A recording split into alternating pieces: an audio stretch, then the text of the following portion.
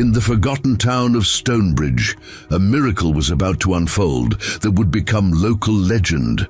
Leroy Hudson, once Nascar's most brilliant engine designer until he was blacklisted for exposing dangerous shortcuts, now fixed oil leaks in a garage 3 months behind on rent.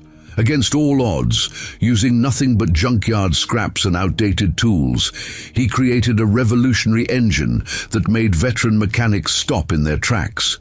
While the town mocked him, his business rivals sabotaged him, and the bank threatened foreclosure.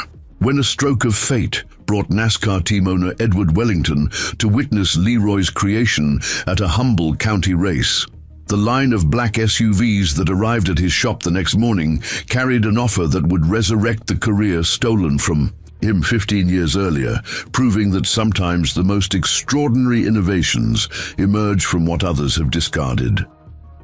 Before we jump back in, tell us where you're tuning in from, and if this story touches you, make sure you're subscribed, because tomorrow I've saved something extra special for you.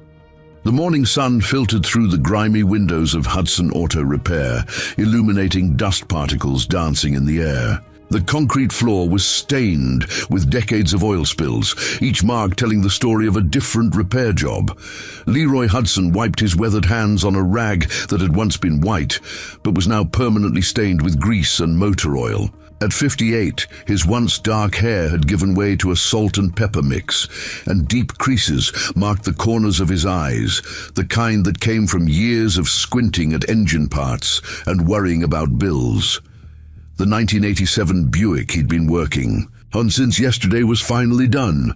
A simple job made complicated by rusted bolts and parts that hadn't been properly maintained in a decade.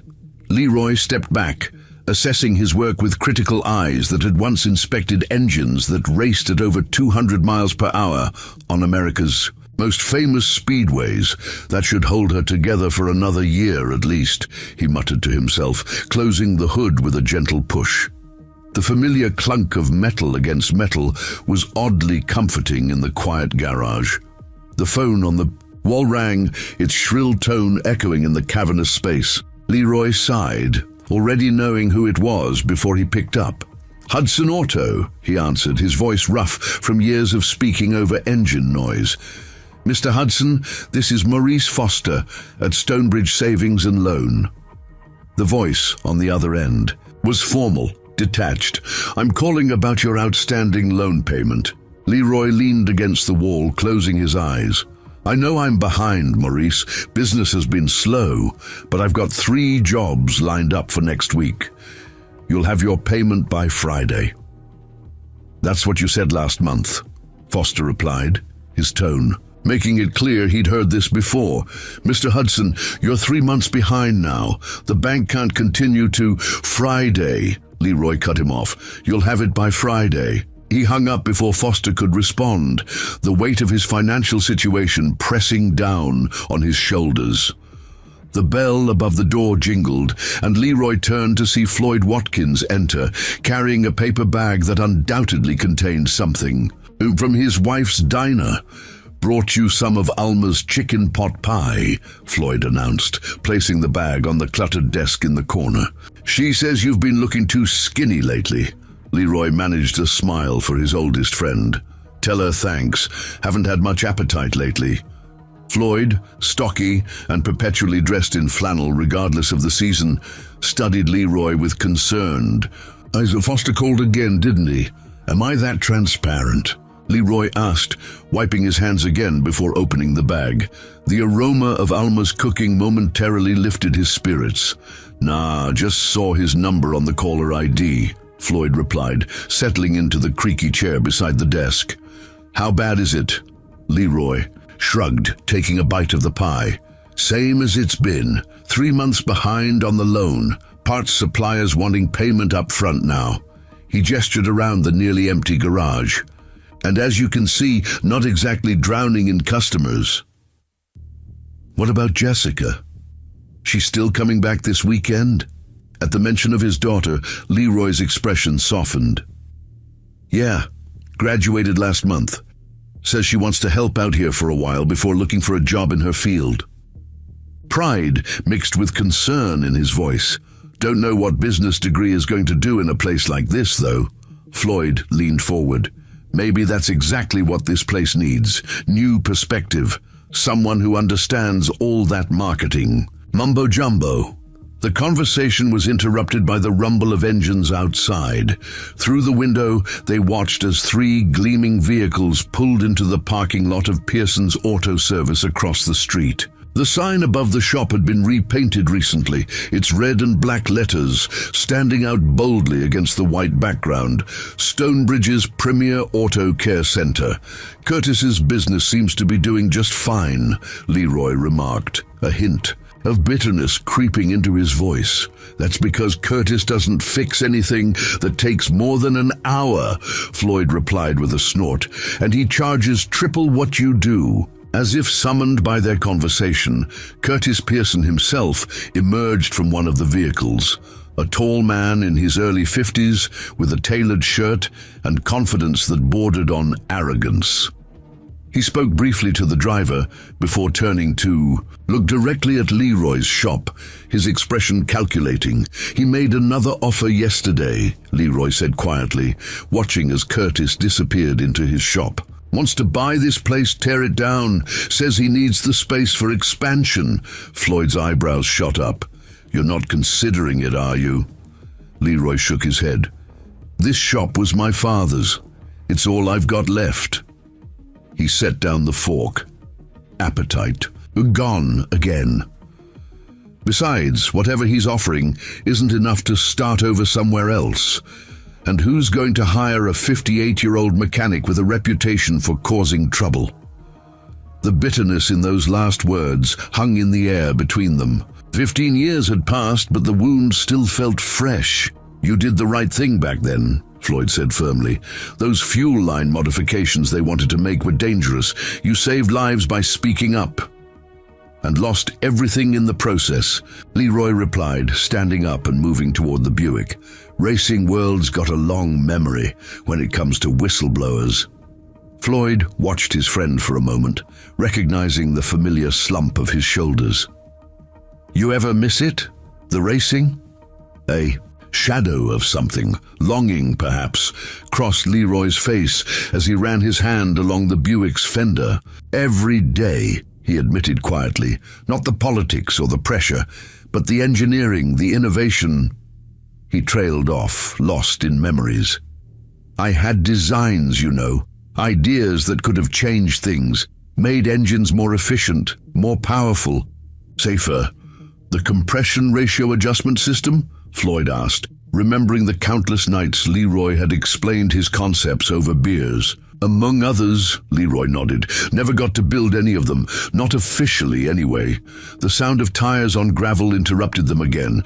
This time it was a battered pickup truck pulling into the lot, its engine making concerning knocking. "Sounds! Saved by the Bell," Leroy mumbled, straightening up and putting on what Jessica called his customer face. A forced smile that didn't quite reach his eyes. The young man who stepped out of the truck looked barely out of his teens. Tall and lanky, with dark hair falling into his eyes, he approached Leroy with a mix of hope and embarrassment. "Mr. Hudson, I'm Corey Adams. Sheriff Taylor said you might be able to help with my truck." He gestured back at the vehicle. "It's making some sounds it definitely shouldn't be making." Leroy wiped his hands again and approached the truck, listening to the uneven idle. "Pop the hood. Let's have a look." As the young man complied, Leroy leaned in, his experienced eyes scanning the engine components. "How long's it been knocking? Like this?" "Started about 3 weeks ago," Corey admitted, "but it got a lot worse yesterday. I've been saving up, but..." He trailed off, the financial constraints clearly weighing on him. Leroy nodded, understanding all too well. "Let me guess. Pearson told you it needs a whole new engine." Corey's surprised expression confirmed it. "Yeah, quoted me almost $4,000. Said anything else would be a waste of time." "Of course he did," Leroy muttered. He continued his inspection, methodically checking components. "You race this thing at the fairgrounds, don't you?" "I've seen you there." The young man's face lit up. Yes, sir. Not professionally or anything, just the amateur circuit on weekends. My dad used to race there too before he passed. Leroy's hands paused briefly. Leonard Adams was your father? Yes, sir. You knew him? We worked together briefly, years ago, Leroy said, memories of a talented mechanic flooding back. Good man, had a real feel for engines. He straightened up. You don't need a new engine. What you need is a valve adjustment and maybe new rocker. I can have it done by tomorrow afternoon for about $600. The relief on Corey's face was immediate. Really? That would be amazing, Mr. Hudson. Just Leroy is fine, he replied, closing the hood. Bring it back tomorrow morning. I'll order the parts today. As they discussed details, Floyd watched the interaction with interest.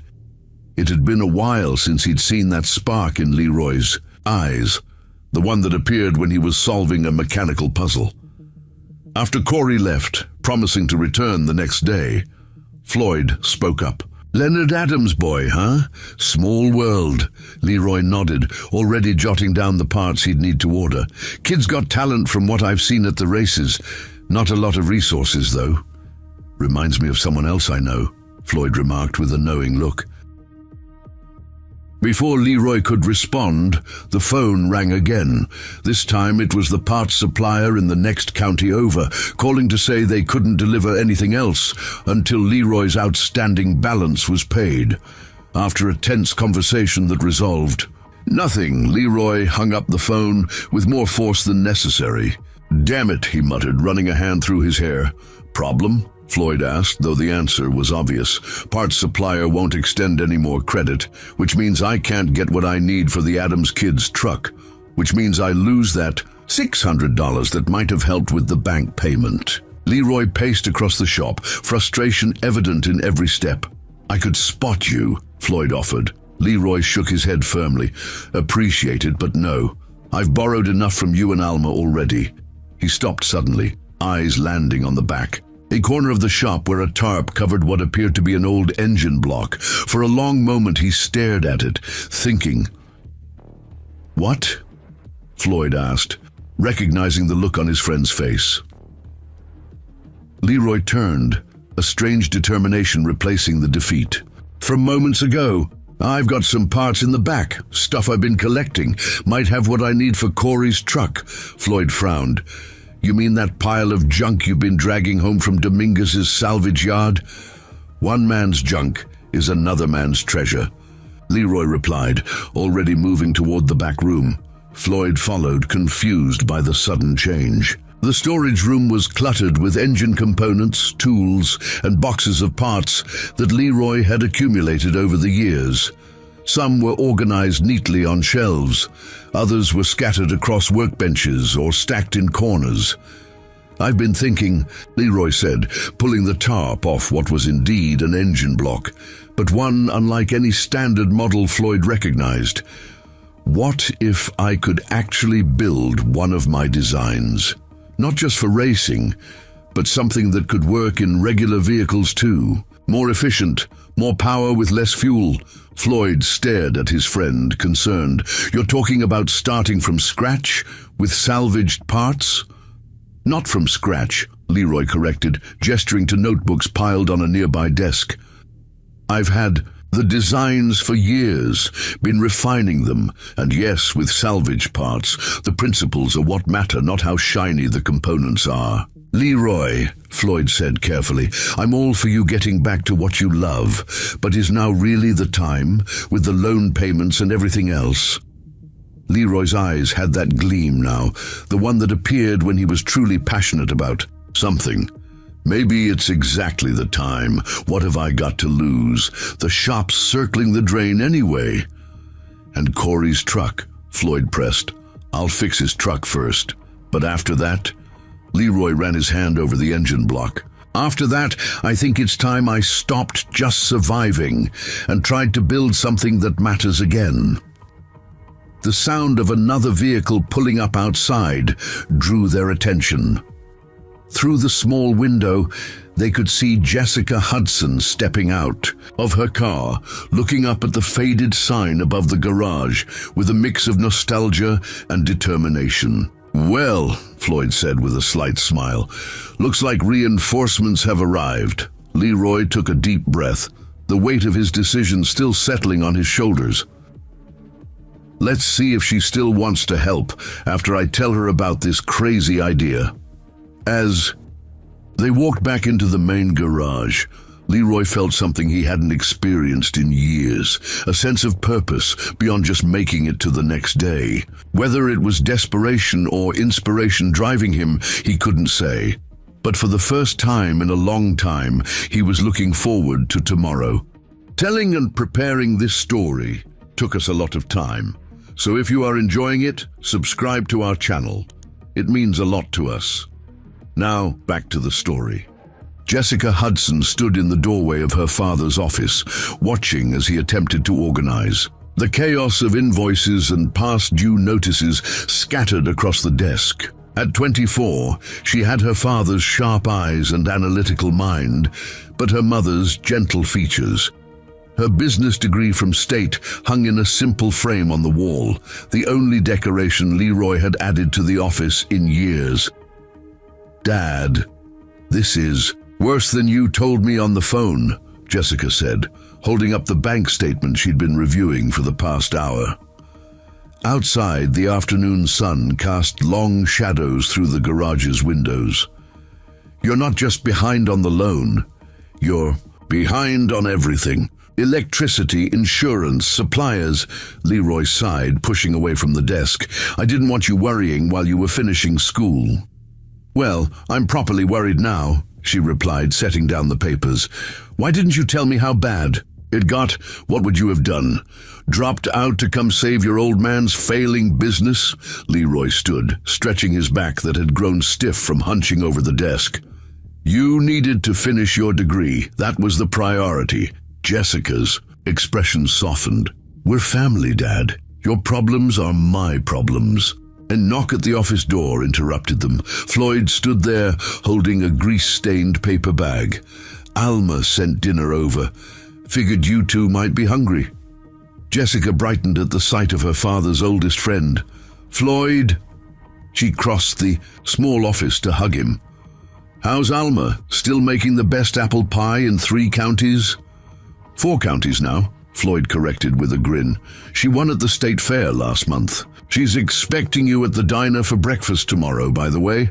No excuses." Leroy gathered the financial papers into a messy pile, clearly eager to change the subject. "Let's eat in the garage. I want to show Jessica something." As they moved from the cramped office into the more spacious main garage, Jessica took in the familiar sights and smells of her childhood. The hydraulic lift that her father had taught her to operate when she was 12. The wall of tools, each with its specific place. The workbench where she'd done homework while her father fixed cars. Despite the building's age and the business's struggles, everything was meticulously maintained, a stark contrast to the chaotic office. "You fixed up Corey's truck already?" Jessica asked, noticing the pickup that now purred with a smooth, even idle. "Found what I needed in the back," Leroy explained, pride evident in his voice. "Kids coming to pick it up tomorrow." They settled at the small break table in the corner, unpacking Alma's dinner, meatloaf sandwiches and homemade potato salad. As they ate, Jessica studied her father. The lines around his eyes seemed deeper than when she'd last visited 3 months ago. His hands, perpetually stained with grease despite rigorous scrubbing, moved with the same precise confidence she remembered, but there was a weariness to him that concerned her. "So," she said after they'd eaten in comfortable silence for a few minutes, "are you going to tell me what you wanted to show me, or are we going to pretend I didn't see all those past due notices?" Leroy exchanged a look with Floyd, who nodded encouragingly. "Remember how I used to talk about the engine designs I never got to build at Wellington Racing?" Leroy asked, wiping his hands on a napkin. Jessica nodded. "The variable compression system, right? The one they said was too experimental?" "That's the one," Leroy confirmed, surprised she'd remembered. Well, I've been thinking about it again. Not just thinking, I've been refining the designs for years. And I think I could actually build it now. Jessica's brow furrowed. Build a racing engine here? Not just a racing engine, Leroy clarified, his eyes lighting up with enthusiasm she hadn't seen in years. Something that could work in regular vehicles too. More efficient, more powerful, and with parts that could be more easily replaced or repaired. With what resources? Jessica asked, glancing around the garage. Dad, we can barely keep the lights on. Leroy stood, motioning for her to follow him to the back room. That's the thing. I don't need fancy new parts. I've been collecting components for years. Salvage yards, trade-ins, old projects. The core principles work regardless of whether the parts are new or used. As he pulled the tarp off the partial engine assembly, Jessica's expression shifted from skepticism to curiosity. Unlike Floyd, she had inherited her father's technical mind and could better understand what she was looking at, not just a collection of random parts, but the beginning of something potentially revolutionary. You're serious about this, she said. Not a question, but a realization. It's not just about the engine, Leroy admitted, running his hand along the metal components. It's about proving that I was right, that my ideas weren't just theoretical, that what happened 15 years ago. He trailed off, the old pain visible in his eyes. Tell me what really happened, Jessica said quietly. I know the basics. You reported safety concerns and lost your job. But I was only 9. You've never told me the whole story. Leroy exchanged another look with Floyd, who nodded again. She deserves to know, Leroy, especially if you're going through with this. With a deep sigh, Leroy leaned against the workbench. It was 2010. I was lead engine designer for Wellington Racing. We were developing a new fuel delivery system for the upcoming season. There was tremendous pressure to get more power, better efficiency. He paused, collecting thoughts from a chapter of his life he rarely revisited.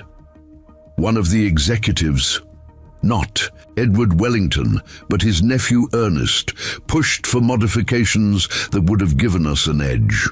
Problem was, those modifications created a risk of catastrophic failure under certain conditions.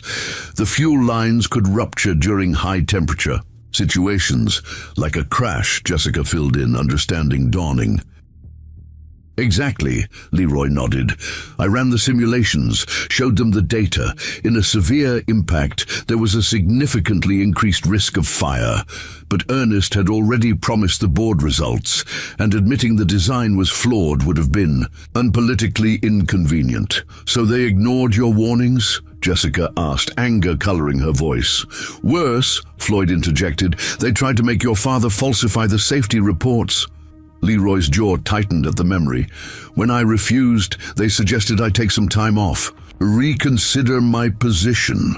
When I still wouldn't budge, I found myself accused of stealing proprietary designs, the very ones I'd created, and was fired, then blacklisted throughout the industry. That's illegal, Jessica protested. You could have fought it. With what resources? Leroy asked, echoing her earlier question. Going up against Wellington Racing's legal team? I had you to think about your mother's medical bills. It wasn't a fight I could win. Jessica was quiet for a moment, processing. Did they ever use the modified design? No, Leroy said with grim satisfaction. About a month after I was gone, another engineer raised the same concerns. With me out of the picture as the troublemaker, they actually listened, scrapped the whole approach. So you were right. Being right doesn't always count for much, Leroy replied. But yes, I was right. And now, he gestured to the engine components. Now I have a chance to prove that my other ideas were right too. The sound of a vehicle pulling up outside interrupted their conversation. Through the small window, they could see a sleek black SUV parking beside Jessica's modest sedan. The driver's door opened to reveal Curtis Pearson, looking oddly formal in a button-down shirt and slacks despite the evening hour. "Speaking of unwelcome blasts from the past," Floyd muttered. Leroy's expression hardened. "Jessica, you don't have to deal with him." "Actually, I think I do," she replied, squaring her shoulders and heading toward the main garage, her father and Floyd following behind. Curtis Pearson entered without knocking, surveying the garage with poorly disguised disdain. His gaze landed on Jessica with mild surprise. "Well, if it isn't the prodigal daughter," he remarked with an artificial smile. "Jessica, isn't it? I heard you were back in town." "Mr. Pearson," she acknowledged coolly. "Still dropping by unannounced, I see." If he was offended by her tone, he didn't show it. "Just being neighborly. Thought I'd check if your father had reconsidered my offer." He turned to Leroy. "Given your financial situation, I'm prepared to be generous. The property value alone isn't for sale." Leroy cut him off firmly. "Same answer as yesterday and the day before that." Curtis sighed dramatically. "Leroy, be reasonable. This location is perfect for my expansion plans. The building's outdated, your equipment is ancient, and frankly, your customer base has been steadily declining for years. I'm offering you a dignified exit." Jessica stepped forward. "Mr. Pearson, I appreciate your concern for my father's dignity, but we're not interested. This garage isn't just a building, it's our family legacy. Sentiment doesn't pay the bills." "My dear," Curtis replied, his condescension barely masked. "I've spoken with Maurice at the bank. I know exactly how much time you have left before foreclosure proceedings begin." The mention of Maurice made Leroy's eyes narrow. "You had no right to discuss my finances with the bank." "Small towns, Leroy. Everyone talks." Curtis moved toward the door, then paused. "My offer stands until the end of the month. After that," he shrugged. "Well, I can always negotiate with the bank directly once they take possession." After he left, Jessica turned to her father, fury evident in her expression. "Is that true? About foreclosure?" Leroy didn't answer immediately, his gaze still fixed on the door where Curtis had exited. "Leroy," Floyd prompted gently. With a sigh, Leroy nodded. "If I don't make a substantial payment by the end of the month, yes, they can start proceedings." Jessica ran a hand through her hair, a gesture so like her father's that Floyd couldn't help but notice the resemblance. "That's less than 4 weeks away. Which is why your father's engine idea isn't just a passion project," Floyd said, glancing meaningfully at Leroy. "Tell her the rest." Leroy hesitated, then relented. "There's a regional inventors showcase in 3 weeks at the county fairgrounds. Cash prize for the winner, enough to cover what I owe the bank, and then some." "An inventors showcase," Jessica repeated, skeptical. "And you think you can build a revolutionary engine in 3 weeks, from salvaged parts?" "The core components, yes," Leroy insisted. "Enough to demonstrate the principles. I've been working on aspects of this for years, Jess. It's not starting from nothing." Jessica was quiet for a long moment, her analytical mind processing the situation from every angle. Finally she spoke. "Even if, and that's a big if, you could build it in time, what makes you think you'd win?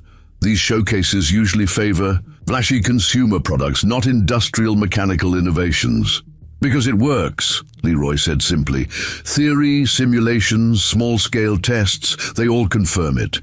This design could increase fuel efficiency by 30% while boosting power output. In today's market, that's not just impressive, it's revolutionary. And if you're right," Jessica continued, thinking aloud, "if you could prove the concept works, that would be worth a lot more than just the showcase prize." Leroy nodded. "Licensing the technology alone could set us up for years. But I'd need to protect the design first. Patents aren't cheap." "One step at a time," Floyd interjected pragmatically. "First, we need parts." "Ramon Dominguez," Leroy said. already moving toward the phone. "He's been setting aside anything that might be useful. If we head out to his salvage yard tomorrow morning, we could get started right away." Jessica watched her father, noting how the weariness seemed to have lifted from his shoulders, replaced by a purposeful energy she hadn't seen in years. Despite her doubts, she couldn't deny the transformation. "You really believe in this?" she said softly. Leroy looked back at her, his eyes clear and determined. "I do. More than anything I've worked on in 15 years. "Then I'm in," Jessica decided. "But we do this smart. I'll handle the business side, budget, timeline, marketing for the showcase. You focus on the engineering." "Deal," Leroy agreed, surprised but grateful for her support. "What about the day-to-day repairs?" Floyd asked practically. "You've still got regular customers who depend on you." "We balance," Jessica answered before her father could. "Essential repairs during the day, engine project in the evenings and early mornings, and we'll need help." "I might have some ideas about that," Floyd offered, a thoughtful expression crossing his face. "Folks around here still remember what happened to you, Leroy. Not everyone believes the rumors." The following morning dawned clear and cool, a perfect early autumn day in Stonebridge. Jessica rose early, surprised to find her father already in the garage, sketching modifications to one of his designs. The coffee pot in the small kitchenette was already half empty. "Did you sleep at all?" she asked, pouring herself a cup. "Few hours," Leroy replied without looking up from his work. "Had some ideas I needed to get down." Jessica peered over his shoulder at the intricate drawings. Despite her business focus, she'd inherited enough of her father's mechanical aptitude to appreciate the elegance of what she was seeing. "This is the variable compression system?" she asked, pointing to a particular component. Leroy nodded, pleased by her interest. "The key innovation. By adjusting the effective volume of the combustion chamber in real time, we can optimize for power or efficiency depending on driving conditions. And this has never been done before?" "Not successfully in a production engine," Leroy explained. "There have been attempts, but they've been too complex, too expensive, or too unreliable for mass production. My approach simplifies the mechanism." The rumble of an approaching vehicle drew their attention. Outside, Corey Adams pulled up in his truck, which now ran smoothly without the concerning knock that had plagued it before. Leroy set down his pencil, wiping his hands on his ever-present shop rag. "Sounds good," he remarked as they walked out to greet the young racer. Corey's face lit up as he cut the engine and jumped out. "Mr. Hudson, it runs better than it ever has." "What did you do?" "Just replaced those rocker arms like I mentioned, adjusted the valves properly," Leroy explained modestly. "Engine was basically sound, just needed some TLC." "Well, it's amazing," Corey insisted, pulling an envelope from his pocket. "Here's the 600 we agreed on, every penny." As Leroy accepted the payment, Jessica noticed a hesitation in the young man's manner, as though he wanted to say more, but wasn't sure how. "Something else on your mind, Corey?" she prompted gently. The young man glanced between them. "Actually, yes, I was wondering." He took a deep breath. "The amateur circuit race is in 3 weeks. With the truck running this well, I think I've got a real shot. But I could use some help fine-tuning the engine beforehand. If you're not too busy, Mr. Hudson, I'd be willing to work it off around the garage." Leroy and Jessica exchanged a look, a silent communication passing between them. "As it happens," Leroy said slowly, "we might be able to help each other. Jessica and I have a project we're working on. Could use an extra pair of hands, especially from someone who knows their way around an engine." Corey's expression brightened further. "Really? What kind of project?" Before Leroy could elaborate, another vehicle pulled into the lot, Sheriff Roger Taylor's patrol car. The 50-something lawman stepped out, adjusting his hat against the morning sun. "Morning, Hudsons," he called, nodding to them both. "Corey, your mother's been looking for you. Said something about you being late for your shift at the hardware store." Corey checked his watch and grimaced. "Shoot, I lost track of time. I'll head right over." He turned back to Leroy and Jessica. "Can I come by after my shift to hear more about that project?" "Stop by around 6, Leroy confirmed. "We'll talk then." As Corey drove off with a wave, Sheriff Taylor approached, his expression turning more serious. "Leroy, got a minute?" "Something wrong, Roger?" Leroy asked, noting the change in his old friend's demeanor. "Just wanted to give you a heads up. Curtis Pearson was down at the town council meeting yesterday, talking about rezoning this area for commercial development potential." The sheriff made air quotes around the phrase. "Sounded to me like he's trying to force your hand on selling." Jessica, who frowned. "Can he do that?" "Not easily," Taylor assured her. "Needs council approval, and there's plenty of folks who'd oppose it. But he's got money and influence. Just wanted you to know what he's up to." "Appreciate the warning," Leroy said, grimly. "We were just heading out to Ramon's salvage yard. Need to pick up some parts." The sheriff raised an eyebrow. "For Corey's truck?" "No," Jessica answered, a determined gleam in her eye. "For something much bigger." After the sheriff departed, Leroy and Jessica locked up the garage and headed toward his old pickup. As they drove through Stonebridge toward the outskirts of town, where Dominguez Salvage Yard was located, Jessica noticed her father's hands drumming rhythmically on the steering wheel, a habit he'd always had when his mind was racing with ideas. "You? No," she said after a comfortable silence. "Curtis Pearson might actually be doing us a favor." Leroy shot her a confused look. "How do you figure that?" "Nothing motivates innovation like necessity," Jessica replied with a small smile. "And nothing focuses the mind like a deadline," Leroy chuckled, the sound warm and genuine. "You sound just like your mother." "I'll take that as a compliment," Jessica said softly. They rarely spoke of her mother, gone now for 10 years after a long battle with cancer. "Highest one I could give," Leroy assured her, his voice equally soft. As they pulled into the entrance of Dominguez Salvage Yard, the sign promising "treasure among the trash," Jessica felt a strange sense of rightness. The odds were stacked. Against them, the timeline nearly impossible, and success far from guaranteed. Yet somehow, looking at her father's profile, more animated and purposeful than she'd seen in years, she knew they were exactly where they needed to be. "Let's build an engine," she said, determination replacing her earlier doubts. Leroy smiled, the lines around his eyes crinkling. "Let's build a miracle." Dominguez Salvage Yard sprawled across 5 acres on the outskirts of Stonebridge, a labyrinth of discarded vehicles and mechanical remnants organized in a system that only made sense to its owner. Ramon Dominguez, a barrel-chested man in his early 50s, with salt and pepper hair and forearms marked by decades of handling scrap metal, greeted Leroy and Jessica with genuine warmth. "The Hudsons? Both of you today?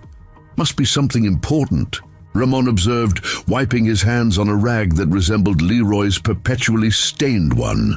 "We need parts, Ramon. The special collection you've been holding for me," Leroy explained, his eyes already scanning the yard with the practiced gaze of someone who could see potential where others saw only junk. Ramon's face broke into a knowing grin. "Finally building that engine you've been talking about for years?" When Leroy nodded, Ramon slapped him on the shoulder. "About time. Follow me. I've got a whole section of the southeast corner dedicated to your finds."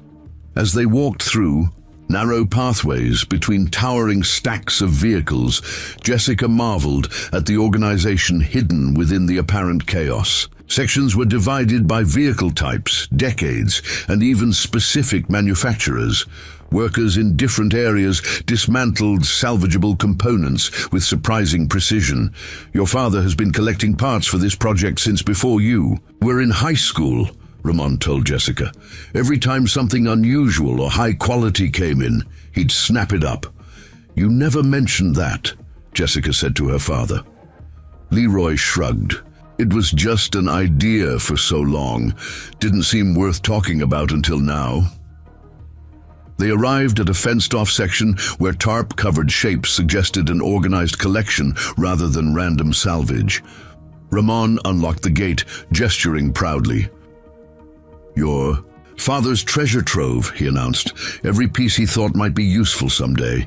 Leroy pulled back the first tarp to reveal a collection of machined parts, pistons, connecting rods, valve assemblies, all sorted and surprisingly well-preserved despite their salvaged origins. "This is impressive," Jessica admitted, beginning to understand the scale of what her father had been quietly preparing for years. "And just the beginning," Ramon added, uncovering more tarps to reveal engine blocks, cylinder heads, and specialized tools. "Your father has an eye for quality, even in discarded parts." For the next 2 hours, Leroy examined his collection, selecting components that would work for his design and explaining to Jessica the purpose of each. His enthusiasm was infectious, and even Ramon, who normally left customers to their own devices, stayed to help load their selections into Leroy's. "Pick up, you know," Ramon said as they secured the last of their finds. "My nephew Luis works over at Pearson's. Smart kid, good with engines, but Curtis treats him like a glorified oil changer." He hesitated, then added, "Luis isn't happy there. If you need extra hands on this project of yours," Leroy and Jessica exchanged a glance. "We might take you up on that," Leroy replied thoughtfully. As they prepared to leave, Ramon held out a worn, leather-bound journal. "Almost forgot. Found this in that old toolbox from the Wellington racing auction. Figured it might belong to you originally." Leroy accepted the journal with surprised recognition. "My old design notes," he confirmed, thumbing through pages filled with sketches and calculations. "Thought these were gone forever. One man's trash," Ramon grinned, using Leroy's own phrase. On the drive back to the garage, Leroy's spirits were higher than Jessica had seen in years. The bed of the pickup was loaded with carefully selected components. Not enough for the entire engine, but a solid foundation. "We still need precision machining for some of these parts," Leroy noted as they drove, "and high-grade gaskets we can't salvage." "What's our budget look like?" Jessica asked, the business graduate in her already calculating. "Tight," Leroy admitted. "I've got about 2,000 set aside for this. It's not much, but it's enough to start," Jessica finished for him, "and Corey's payment helps a little." When they returned to the garage, they found not only Corey waiting for them, but also Floyd and Norman Buchanan, the local farm equipment specialist. "Heard you might need some help," Norman said by way of greeting. Tall and lanky, with calloused hands and a weathered face, he specialized in repairing agricultural machinery that other mechanics wouldn't touch. "Floyd filled me in.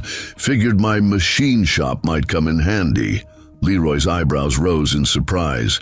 "Your equipment would be perfect for some of these components, but I can't afford—" Norman waved away his concern. "Remember when you fixed my daughter's car before her wedding last year? Wouldn't take a dime, despite working through the night. Consider this repayment." "And I'm here to learn," Corey added eagerly. "My dad always said you were the best engine man he ever worked with." Leroy looked at the group gathered in his garage. His daughter, his oldest friend, a skilled machinist, and a young mechanic with passion for engines. For a moment, emotion threatened to overwhelm him. "Well," he managed finally, "guess we'd better get to work." Over the next 3 days, Leroy's garage transformed. The rear workshop, long used mainly for storage, became the heart of their operation. Jessica cleared the office and set up a project management system, timeline, budget, and a breakdown of component tasks. Norman brought over specialized tools from his shop, and Corey, when not working his regular job at the hardware store, proved to be both a quick learner and unexpectedly insightful about engine mechanics. On the fourth day, as Leroy and Corey worked on modifying an engine block to accommodate the variable compression system, the bell above the door jingled. Jessica looked up from her laptop to see Alma Watkins entering with 2 large paper bags. "Figured you all might need some sustenance," Alma announced, her round face creased in a warm smile. "Floyd tells me none of you have been eating properly." "We've been a little busy," Jessica admitted, suddenly realizing it was well past lunchtime. Alma sniffed disapprovingly as she unpacked sandwiches, containers of soup, and a pie that filled the garage with its mouth-watering aroma. "Can't revolutionize the automotive industry on empty stomachs." As they gathered around the break table to eat, Jessica noticed the animated conversation, Leroy explaining a technical challenge to Norman, Corey asking questions that showed genuine understanding, Alma and Floyd adding occasional comments. There was an energy in the room, a sense of shared purpose that had been missing from the garage for as long as she could remember. "Word's getting around town about what you're doing," Alma mentioned, serving pie. "Had 3 different customers at the diner this morning asking about Leroy's secret project." Leroy frowned. "It's not exactly secret, but I'd rather not have too many people poking around before we've got something to show. Especially Curtis Pearson," Floyd added darkly. "Too late for that," Alma replied. "His boy Garrett was in the diner yesterday, all ears when Howard Shepard mentioned he'd seen unusual activity at your place." Leroy's frown deepened. "The newspaper reporter, what's his interest?" "Human interest story, probably," Jessica surmised. "Local mechanics against all odds invention attempt. Small-town redemption narrative. We don't need that kind of attention," Leroy insisted. "Not until we've actually got something that works." The conversation shifted to other topics, but Jessica noticed her father's distraction for the remainder. Of the meal, when the others returned to work, she pulled him aside. "What's really bothering you about people knowing?" she asked quietly. Leroy hesitated, then admitted, "If word reaches Wellington Racing before we're ready, before we've secured any kind of patent protection," Jessica understood immediately. "You're worried they might try to claim the idea somehow, or rush something similar to market first. Wouldn't be the first time a big company pushed aside a little guy with a good idea," Leroy replied grimly. "Then we need to document everything," Jessica decided. "Every step, every innovation dated and witnessed, and I should look into provisional patent applications. They're less expensive than full patents and provide some protection while we develop the prototype." Leroy looked at his daughter with pride. "When did you get so smart about all this?" "Business degree, remember?" She smiled. "Plus a minor in intellectual property law. Seemed practical, considering my father's inventive tendencies." The following day brought their first significant setback. The modified cylinder head, a crucial component for the variable compression system, cracked during the initial fitting test. "Damn it," Leroy muttered, examining the hairline fracture that rendered the part unusable. The internal stresses were too much for the salvage material. Norman studied the damage, his experienced eyes assessing the failure point. "We need something with higher tensile strength for this component. Regular cast aluminum won't cut it." "The only source for the grade we need would be aviation components or high-end racing engines," Leroy said, frustration evident in his voice. "Neither of which we're likely to find in a salvage yard." "What about Randolph over at the auto parts store?" Corey suggested. "He might be able to special order something." "Worth a try," Leroy agreed, reaching for the phone, but the call with Randolph Sherman brought more bad news. "Sorry, Leroy," the auto parts store owner said, genuine regret in his voice. "I'd like to help, but I got a visit from Curtis Pearson yesterday. Made it real clear that anyone supplying you with specialty parts might find themselves losing his business, and his accounts for about 30% of my revenue these days." After Leroy hung up, he relayed the conversation to the others. "Curtis, is playing hardball, he concluded. He knows we're up to something significant. We'll find another way, Jessica insisted. There are suppliers in the next county, online options. Most require credit cards or accounts in good standing, Leroy pointed out, neither of which we have right now. The room fell silent, the enthusiasm of earlier days dampened by this practical obstacle. Then Floyd, who had been quietly listening, spoke up. What about Myron Wallace? He still owes you for keeping his name out of that safety report business. Leroy shook his head firmly. Myron works for Wellington Racing now, has for years. We haven't spoken since the incident. But he knows the truth, Floyd pressed. And he's head of their materials division. If anyone could get the components we need without raising flags, it's too risky, Leroy argued. If Edward Wellington found out he was helping me. Edward Wellington isn't Curtis Pearson, Jessica interrupted. This isn't about racing anymore, Dad. It's about saving your business, our family legacy. Don't we owe it to ourselves to try every possible avenue?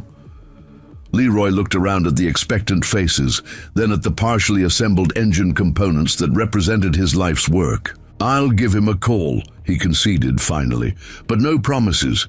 That evening, after the others had gone home, Leroy sat alone in his office, staring at the phone. The number for Myron Wallace's direct line, obtained through Floyd's network of contacts, sat on a scrap of paper before him. Doubt and pride warred within him, making the simple act of dialing seem monumentally difficult. A soft knock at the door interrupted his internal struggle. Jessica entered, carrying 2 mugs of coffee. Thought, you might need this, she said, setting one before him. Have you called him yet? Leroy shook his head, trying to find the right words after 15 years. Jessica settled into the chair across from him. Start with hello and see where it goes. When her father didn't respond, she added gently, No, Mom always said your greatest strength and worst weakness was the same thing, your pride. That brought a small smile to Leroy's face. She wasn't wrong. The engine is bigger than pride, Dad. It's bigger than what happened with Wellington Racing. It's about what you can still create. Jessica stood, squeezing his shoulder as she passed. I'll leave you to it. After she left, Leroy stared at the number for another long moment, then picked up the phone and dialed before he could reconsider. 3 rings, then a voice he hadn't heard in 15 years. Wallace speaking. Myron, Leroy said, his voice steadier than he expected. It's Leroy Hudson. A pause, then. Well, I'll be damned. Thought you fell off the face of the earth. Just a small corner of it, Leroy replied. Stonebridge. I know. Where you are, Leroy. Some of us never believed the garbage they spread about you. Another pause. Why are you calling after all this time? Leroy took a deep breath and explained the situation. The engine project, the cylinder head material challenge, Curtis Pearson's interference. Myron listened without interruption. So you're finally building that variable compression engine you used to talk about, Myron said when Leroy finished. Always thought that was your best concept. It is, Leroy confirmed, and it works, Myron, at least the theory does, but without the right materials. I'll help, Myron cut in. Not because you kept my name out of that report, though I've never forgotten that, but because that engine deserves to exist. He hesitated, then added, but it needs to be discreet. I'm 3 years from retirement, and I'd like to collect my full pension. Understood, Leroy assured him. We just need the materials. We'll do all the work ourselves. I'll make some calls, Myron promised. Might take a few days to arrange something that won't raise eyebrows. After they hung up, Leroy sat back, a complex mix of emotions washing over him. Relief at Myron's willingness to help, gratitude for the unexpected alliance, and something else, a sense of validation that his former colleague still believed in his ideas. The next morning brought renewed energy to the project. While waiting for Myron's materials connection to come through, they focused on other aspects of the engine: the fuel delivery system, the electronic controls, the custom-designed pistons that Norman was machining in his shop. As Leroy and Corey worked on adapting a salvaged fuel injection system, Corey asked a question that had clearly been on his mind. "Mr. Hudson, what makes your engine so special?" "I mean, I can see it's different, but how exactly?" Leroy straightened, wiping his hands as he considered how to explain. "Most engines have a fixed compression ratio, the relationship between the volume of the cylinder when the piston is at the bottom of its stroke versus the top. Higher compression generally means more power and efficiency, but it also means more stress on components and potential knocking problems with lower-grade fuels." He pointed to the custom pistons Norman was creating. "My design allows the effective compression ratio to change in real time based on driving conditions. At low speeds or under light loads, it can run at higher compression for better efficiency. Under heavy acceleration or high loads, it can reduce compression to prevent knocking while maximizing power."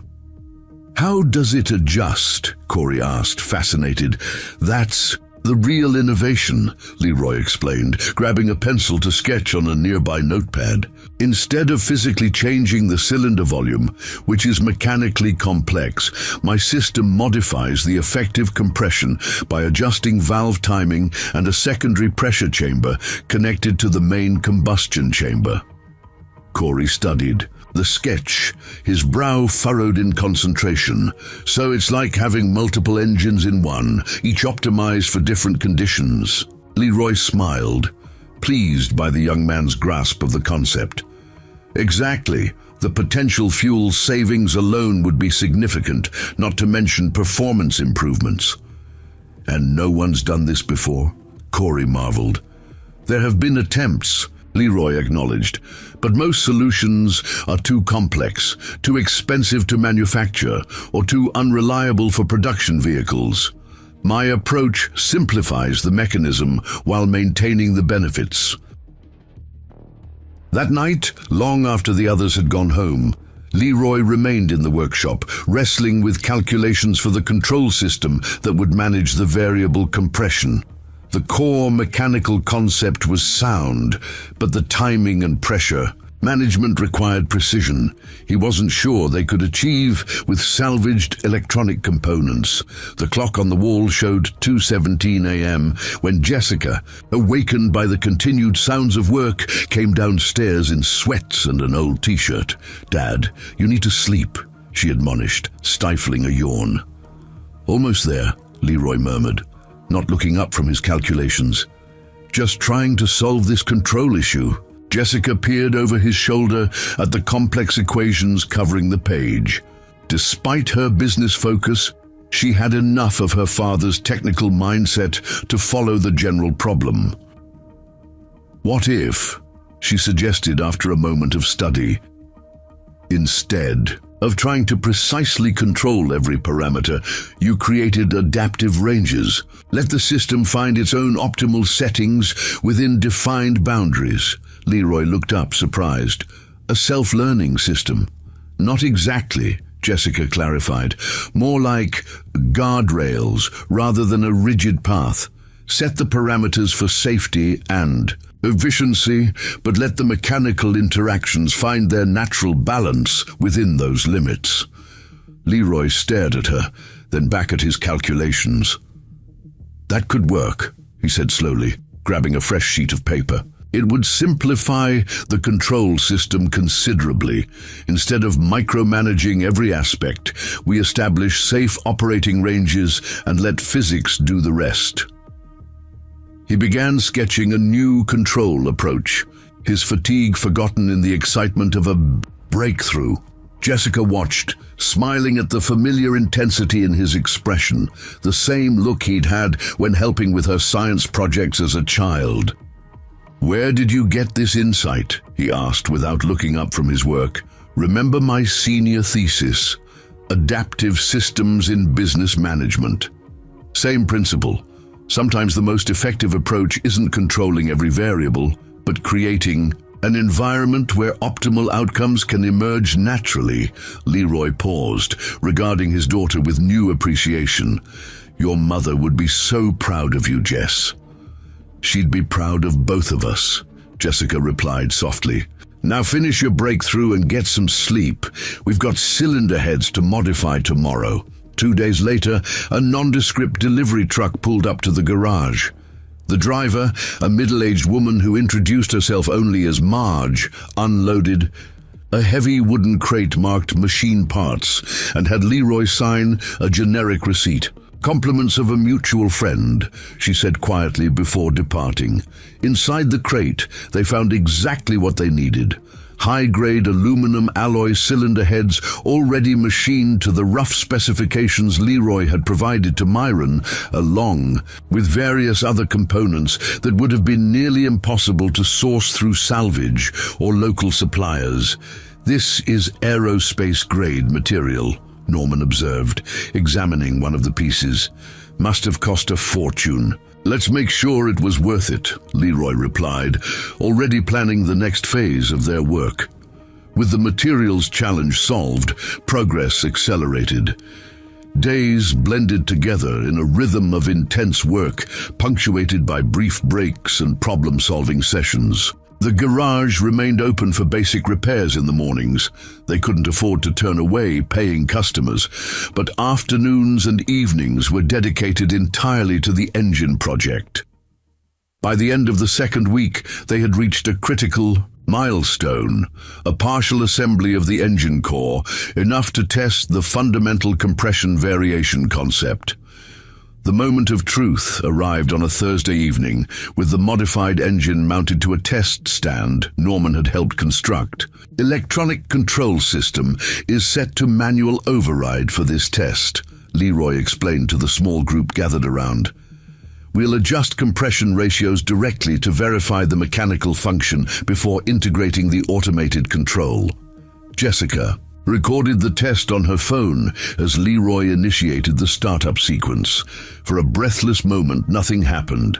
Then the engine turned over, coughed twice, and settled into a rough but recognizable idle. It's working, Corey whispered, almost afraid to break the spell.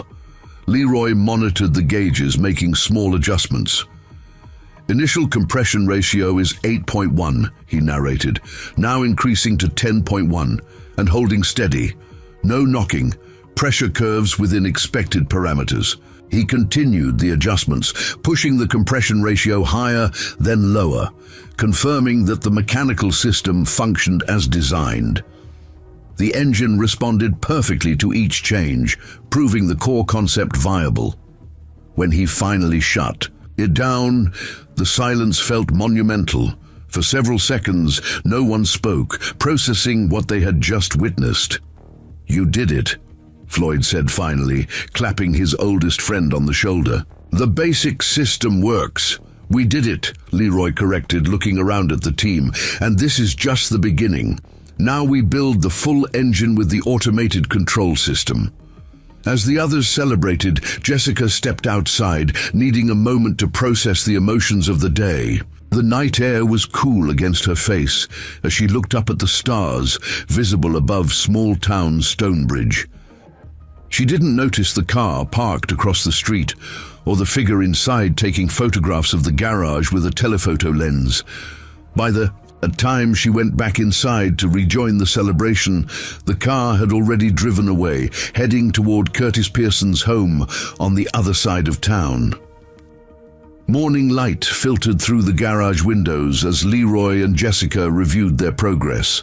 Over coffee, the successful test of the core compression system had energized the entire team, but they were acutely aware of how much work remained before the inventor's showcase, now just 9 days away.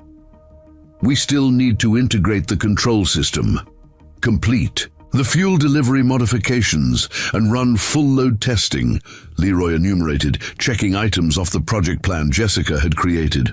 And all of that assumes nothing goes wrong. When do things ever go according to plan? Jessica responded with a wry smile. but we're ahead of where we thought we'd be at this point. The core innovation works. That's what matters. The bell above the door jangled, interrupting their conversation. A young Hispanic man in his late 20s entered, glancing around nervously. He wore a mechanic's shirt with Pearson's Auto Service embroidered on the pocket, though he had apparently tried to obscure the logo with a dark stain. "Can I help you?" Jessica asked, setting down her mug. "I'm looking for Mr. Hudson," the young man replied. "My name is Luis Vega. My uncle Ramon said I should talk to you." Leroy emerged from behind a workbench, recognition dawning. "You're Ramon's nephew, the one who works for Curtis." Luis nodded, clearly uncomfortable. "Worked. As of about 20 minutes ago, I quit." "What happened?" Leroy asked, gesturing for Luis to take a seat at the break table. "Mr. Pearson has been different the last few days, agitated. Last night he called a staff meeting and offered a $1,000 bonus to anyone who could provide information about your illegal engine operation." Luis made air quotes around the phrase. "This morning he assigned me to modify a customer's engine in a way that would void the warranty. When I refused, he suggested I was being disloyal." "So you quit on the spot," Jessica surmised. "I've wanted to leave for months," Luis admitted. "Curtis treats us like interchangeable parts. I went to technical school for automotive engineering, but at Pearson's, I'm not allowed to do anything more complex than oil changes and basic repairs." He hesitated, then added, "My uncle said you're building something revolutionary, something that might need someone with my background." Leroy and Jessica exchanged a glance. "We could use another pair of skilled hands," Jessica acknowledged. "Before we go further," Leroy said seriously, "you should know this isn't a standard job offer. We can't pay much right now, barely minimum wage. The hours are long and there's no guarantee of success." Luis's expression didn't waver.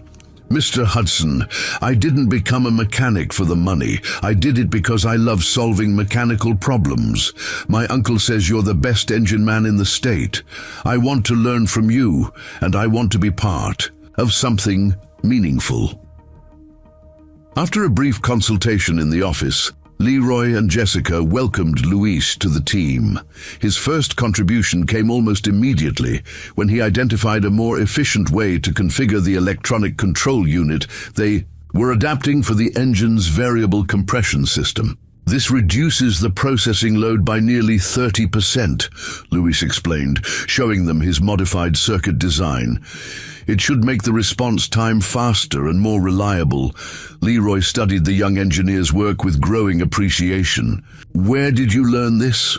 "My senior project at tech school," Luis replied. "I designed a custom engine management system for hybrid applications."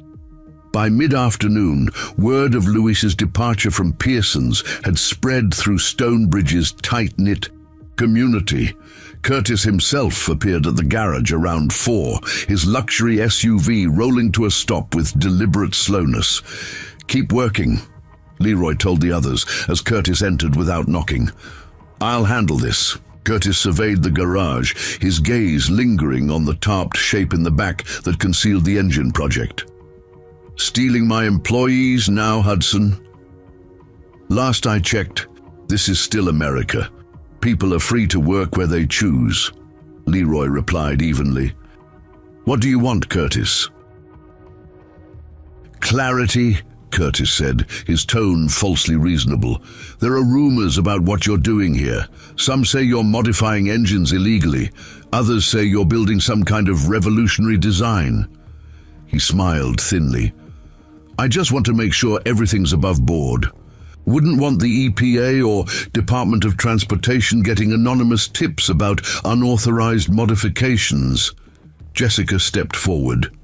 "There's nothing illegal happening here. We're developing a new engine design for the Inventors Showcase. Everything is properly documented and within regulatory guidelines." Curtis's smile didn't reach his eyes. "An Inventors Showcase? How quaint. And what happens when you fail to win, and the bank forecloses on this property anyway? Wouldn't it be simpler to accept my offer now? It's still on the table. for the next 48 hours. We're not interested, Leroy stated firmly. Now, if you don't mind, we have work to do. After Curtis left, the tension in the garage remained palpable. He's getting desperate, Floyd observed. That's both good and bad. How is it good? Corey asked, confused. Means he sees us as a real threat, Norman explained. Hudson's engine might actually work. And the bad? Luis inquired. Desperate men do desperate things, Leroy replied grimly. That evening, as if to validate Leroy's concern, they discovered that their parts supplier accounts had been mysteriously cancelled, and a scheduled delivery of specialized gaskets and seals had been indefinitely delayed due to inventory discrepancies. This has Curtis written all over it, Floyd fumed, hanging up the phone after yet another supplier claimed they couldn't fulfill their order. We can fabricate most of the gaskets ourselves, Norman suggested. It'll take time, but it's doable. Time is the one thing we don't have, Leroy reminded him, checking the calendar on the wall where Jessica had marked the showcase date in bold red. 9 days and counting. Despite the setbacks, work continued at a relentless pace. Luis proved to be an invaluable addition to the team, his formal education complementing Leroy's practical experience and innovative thinking. Together, they refined the control system integration, while Norman and Corey focused on completing the mechanical assembly. Jessica, meanwhile, divided her time between helping with the engine and preparing for the showcase itself. She created presentation materials, researched the judges and criteria, and developed a business plan that demonstrated the commercial potential of her father's design. It's not enough to have a working prototype, she explained during a late dinner break. We need to show it's commercially viable. That means production costs, market positioning, potential applications. You really think anyone would mass-produce this? Corey asked, gesturing toward the engine they were building. Eventually, yes, Jessica replied confidently. Maybe not exactly as we're building it, but the principles could be applied to virtually any internal combustion engine. The fuel efficiency improvements alone would be marketable in today's economy. Late on the 5th day after the initial test, they faced their first major technical hurdle with the integrated system. The electronic control unit would function perfectly during bench testing, but fail intermittently when connected to the actual engine. It's an electromagnetic interference issue, Luis diagnosed after hours of troubleshooting. The ignition system is generating noise that's corrupting the control signals. Can we shield it? Leroy asked, fatigue evident in his voice. They had been working for 18 hours straight. Luis shook his head. Not effectively with what we have. We need to redesign the control circuit with better isolation. It'll mean rebuilding the ECU from scratch. The team fell silent, absorbing the implications. Rebuilding the electronic control unit would set them back at least 3 days, days they couldn't afford to lose. Wait, Jessica interjected, an idea forming. What about Principal Ross's husband? Doesn't he teach electrical engineering at the community college? Maybe he could help, Floyd snapped his fingers. Howard Ross, of course. Man's a wizard with electronics, and he owes me after I fixed that ancient tractor of his last spring. 1 phone call and 2 hours later, Howard Ross, a bespectacled man, in his early 60s, with a professor's absent-minded demeanor, was hunched over their control system, muttering to himself as he traced circuits and measured signals. Fascinating approach, he commented, examining Luis's design. But yes, you've got a fundamental isolation problem. Fortunately, it's solvable. He glanced up at the exhausted team.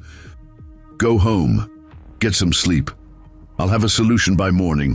When they returned the next day, Howard was still there, now accompanied by 2 of his advanced students. Together, they had completely rebuilt the control system with improved shielding and isolation, using components scavenged from various consumer electronics and educational lab equipment. We had to get creative with the parts, Howard explained, showing them the modifications. but it should be far more resistant to interference now. We've also improved the processing efficiency. It should respond about twice as fast as your original design." Leroy was momentarily speechless, overwhelmed by the community support materializing around their project. "Howard, I don't know how to thank you." The professor waved away his gratitude. "This is the most interesting project I've seen in years. My students learned more in one night than in a semester of classroom work." His eyes twinkled behind his glasses. "Besides, everyone loves an underdog story, especially when the underdog is going up against Curtis Pearson." As the project entered its final week, word of Leroy's engine spread throughout Stonebridge despite their attempts at discretion. People began stopping by the garage, not to interfere but to offer encouragement, food or small contributions. Randolph Sherman found some gaskets in his storeroom that might fit their specifications. Teresa Martinez, whose car Leroy had fixed for 3 months earlier, organized a group of volunteers to handle answering phones and basic customer service so the team could focus entirely on the engine. Even Sheriff Taylor made an appearance, ostensibly to investigate noise complaints, but actually to inform them that he'd be keeping a deputy on patrol near the garage at night, just as a precaution. Curtis, meanwhile, escalated his campaign. Rumors circulated about potential safety hazards at Hudson's garage. Anonymous calls questioned whether proper permits had been obtained for industrial manufacturing. The bank suddenly requested an in-person meeting about loan reconciliation options, a thinly veiled threat that Jessica managed to postpone until after the showcase. "He's scared," she told her father after fielding yet another obstructive phone call. "He wouldn't be trying. This hard to stop us if he didn't think we might succeed." 3 days before the showcase, they reached another milestone, the complete assembly of the full prototype engine. It sat on the test stand, a strange hybrid of salvaged parts and custom-machined components, bound together by innovative design and stubborn determination. "Not the prettiest engine I've ever seen," Norman observed, wiping grease from his hands. "But if it works as designed, it might be the most important." "Only one way to find out," Leroy replied, initiating the pretest checklist they had developed. The entire team gathered around as Leroy prepared for the first full system test. This would be different from their earlier partial test. Now all components would function together, with the automated control system managing the variable compression in real time. "Recording data," Lewis confirmed, monitoring the diagnostic laptop they had connected. "Fuel system primed," Corey reported, checking the pressure gauges. "Control system online and responding," Howard added from his position near the electronic components. Jessica stood beside her father at the main control panel, phone ready to document the test. She noticed his hands, steady despite the pressure, moving with practiced precision across the controls. "Here we go," Leroy said quietly, initiating the startup sequence. The engine turned over once, twice, then caught with a sound unlike any conventional engine, a distinctive purr that hinted at the balanced forces within. For nearly 30 seconds, it ran perfectly, the gauges showing exactly the parameters they had predicted. "Compression ratio adjusting automatically," Lewis reported excitedly. "Responding to the load changes just as designed." Leroy increased the throttle gradually, watching the engine's response. Power output climbing steadily, efficiency readings holding within optimal range. The team exchanged glances of growing elation as the engine continued to perform. This wasn't just a partial success. The entire integrated system was functioning as intended. "Dad, it's working!" Jessica exclaimed, unable to contain her excitement. Leroy allowed himself a small smile, increasing the throttle further to test the engine under higher load conditions. "Let's see how it handles at 60% power." The engine's pitch changed. slightly as it accepted the increased demand, the automated system adjusting compression ratios in real time to maintain optimal performance. Data scrolled across Luis's laptop screen, confirming what they could all hear. Leroy's design was performing even better than predicted. Then, without warning, a sharp metallic sound cut through the engine's smooth operation. Leroy's hands moved instantly to reduce power, but before he could react fully, a violent shudder ran through the entire assembly. Warning lights flashed across the control panel as pressure readings spiked dangerously. "Shut it down!" Norman shouted, already moving toward the emergency cutoff. Leroy hit the kill switch, but not before a sickening crack echoed through the garage, followed by the unmistakable sound of metal failing catastrophically. Smoke billowed from one side of the engine as oil sprayed from a ruptured gasket. For several stunned moments, no one moved or spoke. The silence that followed the engine's failure seemed deafening after the chaos of its collapse. "What happened?" Jessica finally whispered, staring at the smoking remains of their work. Leroy approached the engine cautiously, his expression a mask of controlled emotion. With practiced hands, he began a methodical examination of the failure point. Norman and Luis quickly joining him. It took nearly an hour of careful disassembly to reach a conclusion that left them all stunned. "The connecting rod failed," Leroy explained, holding up the twisted piece of metal. "But it shouldn't have. This was one of the aerospace-grade components Myron provided. It should have handled 10 times the stress we put on it." Luis examined the broken part with growing concern. "Mr. Hudson, look at this fracture pattern. This wasn't fatigue failure." He pointed to barely visible marks near the brake. "These are tool marks. Someone deliberately weakened this component." "Sabotage," Norman muttered, the implications sinking in. Leroy's expression darkened as he examined the evidence more closely. "Someone got to our engine when we weren't here." All eyes turned to the garage's simple locks and windows, adequate for a small-town business, but hardly security against a determined intruder. "The question is, can we fix it in time?" Corey asked, voicing the concern foremost in everyone's mind. "The showcase is in 3 days." Leroy and Norman exchanged a weighted glance. "We'd need to rebuild half the engine," Norman said slowly. "The damage cascaded through multiple systems. And we'd need to check every single component for additional sabotage," Luis added. "We can't risk another failure like this." The weight of the setback settled heavily on the team. Months of work, thousands of dollars in materials, countless hours of labor, all potentially wasted by one act of deliberate sabotage. "Curtis," Floyd said, giving voice to what everyone was thinking, "has to be." "We can't prove that," Sheriff Taylor warned from the doorway. "Having arrived during the commotion, and without proof, there's nothing I can do officially." "Doesn't matter who did it," Leroy stated, his voice devoid of its earlier enthusiasm. "What matters is whether we can recover." He looked around at the team, at the faces that had become a surrogate family over these intense weeks of collaboration. "I won't ask any of you to keep pushing. You've all given more than I had any right to expect." A heavy silence fell over the garage. The showcase was just 3 days away. The bank's deadline loomed immediately after. The sabotaged engine represented not just a technical setback, but potentially the end of Hudson Auto Repair itself. "I'm not quitting," Corey declared suddenly. "My dad always said you were the best, said you could build an engine out of scraps that would outperform anything factory-made. I want to see that engine run." "I'm staying too," Luis affirmed.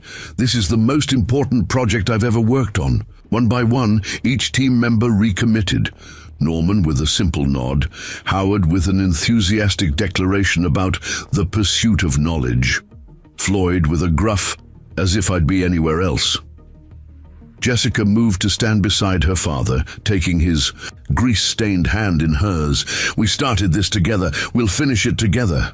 Leroy looked at each face in turn, nodding slowly as determination replaced defeat in his eyes. "All right then, let's get to work." He turned to the damaged engine, already mentally cataloging what could be salvaged.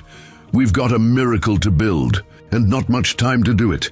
That night, long after most of Stonebridge had gone to sleep, lights still burned in Hudson's garage. Inside, a team that had become a family worked with renewed purpose, determined that an act of sabotage would not be the end of their story, but merely another obstacle to overcome in the creation of something truly revolutionary. And across town, Curtis Pearson sat in his office, a satisfied smile playing across his face as he reviewed property listings for Hudson's location, confident that his carefully arranged setback would ensure Leroy's failure and his own expansion plans. What he couldn't see, what he couldn't understand, was the community rallying around the old garage, bringing food, parts, encouragement, and a collective determination that his money and influence couldn't match. The battle for Hudson Auto Repair had entered its final, decisive phase, with more than just a business hanging in the balance. It was a contest between innovation and obstruction, between community and self-interest, and it would be decided in the next 72 hours. Dawn broke over Stonebridge, painting the sky in hues of pink and gold that went unnoticed by the team inside Hudson's garage. They had worked through the night, methodically disassembling the damaged engine and assessing each component. Sleep-deprived but determined, they gathered around the break table where Jessica had created a status. Board tracking salvageable parts, those needing repair, and components requiring complete replacement. The connecting rod failure caused cascading damage to the cylinder wall, piston, and valve assembly. Leroy summarized, pointing to the diagram they'd created. "The crankshaft is bent and the timing system is compromised. We essentially need to rebuild half the engine in 3 days." "With what parts?" Norman asked, voicing the practical concern that loomed over them. "Our suppliers have been cut off, and we've already used the best salvaged components we had." Before Leroy could respond, the bell above the door jangled. Alma Watkins entered, followed by a procession of townspeople carrying boxes, bags, and trays. The unexpected arrival momentarily stunned the exhausted team. "Breakfast first," Alma announced, setting down several containers of still steaming food. "Then we talk about how Stonebridge is going to help rebuild this engine." As they ate the much-needed meal, townspeople continued to arrive. Randolph Sherman. From the auto parts store, Teresa Martinez and her teenage sons, Principal Virginia Ross and several teachers. Even Howard Shepard from the local newspaper, who had been skeptical about the project initially. Word got around about what happened. Floyd explained to a bewildered Leroy.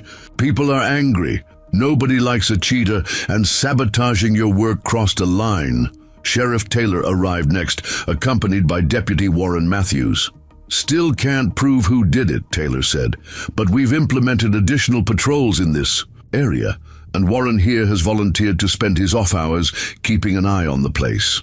Randolph Sherman cleared his throat. "I've got some news too. After what happened, I decided Curtis Pearson's business wasn't worth the compromise to my principles.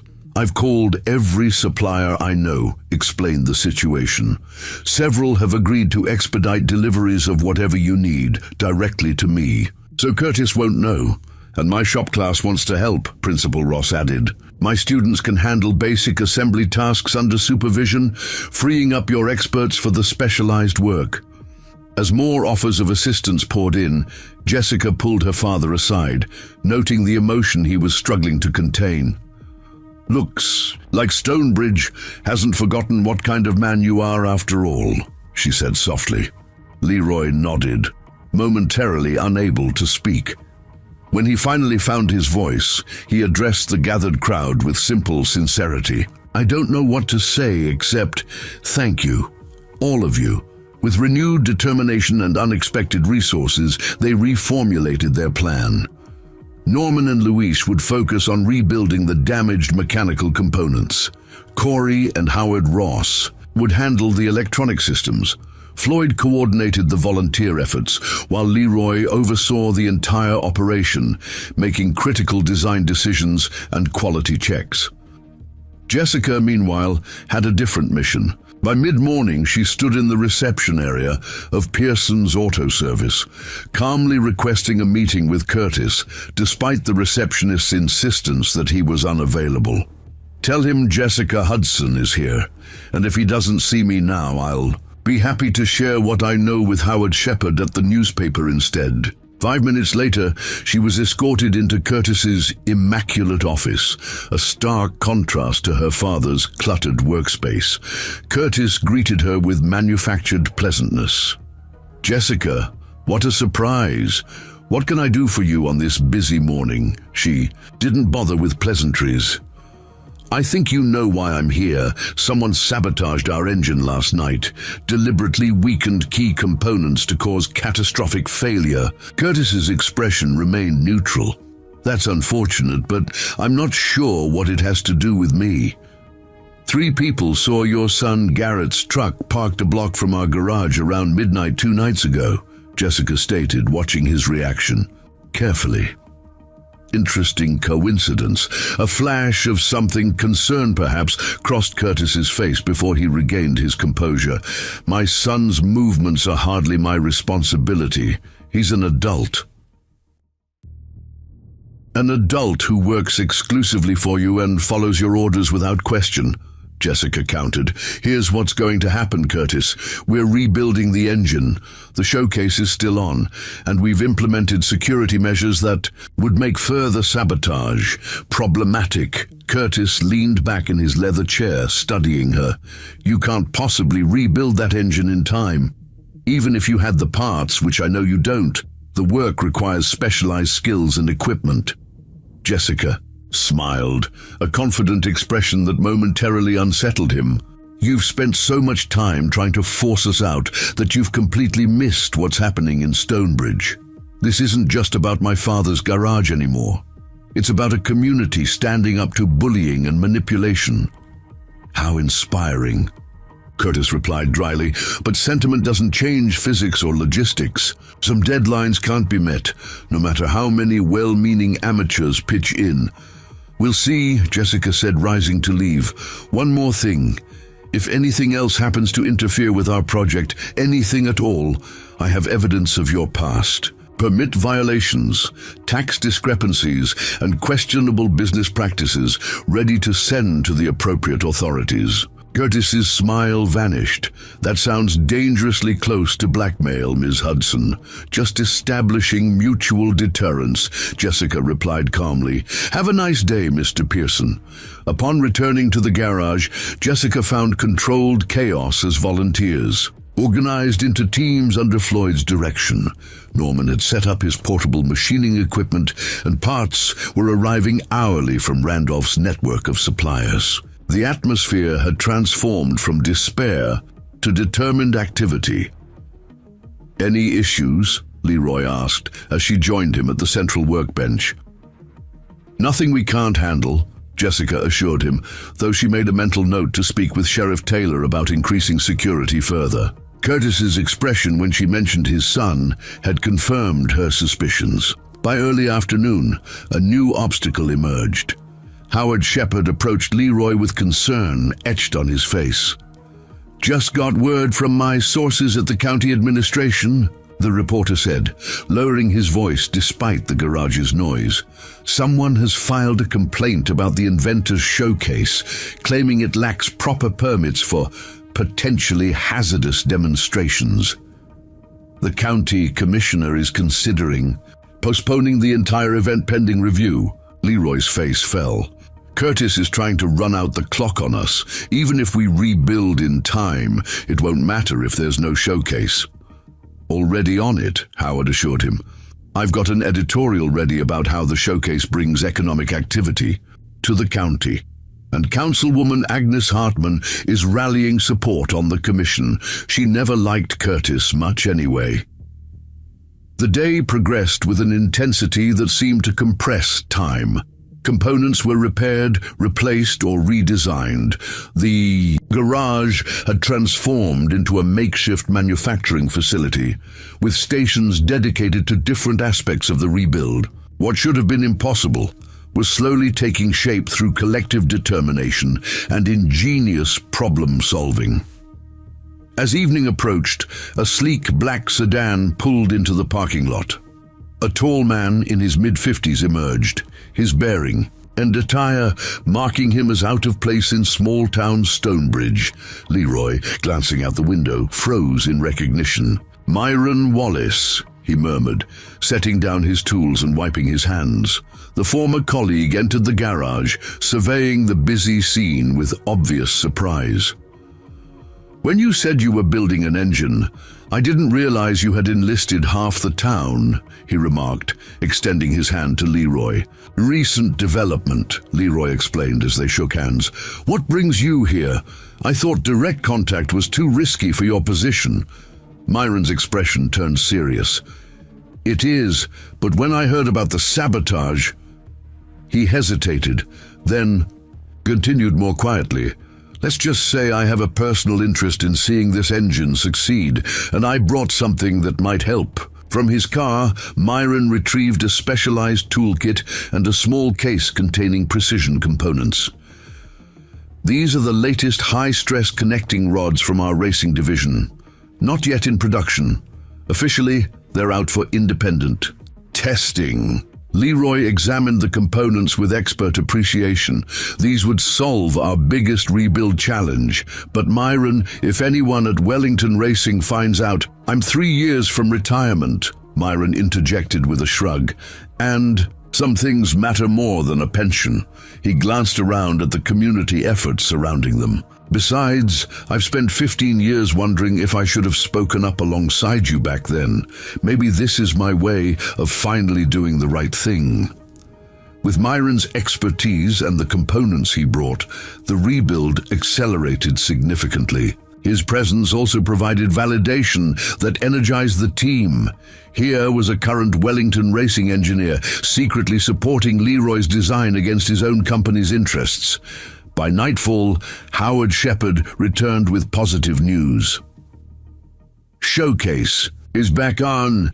Councilwoman Hartman pushed through an emergency approval, said innovation shouldn't be stifled by procedural roadblocks designed to protect entrenched interests.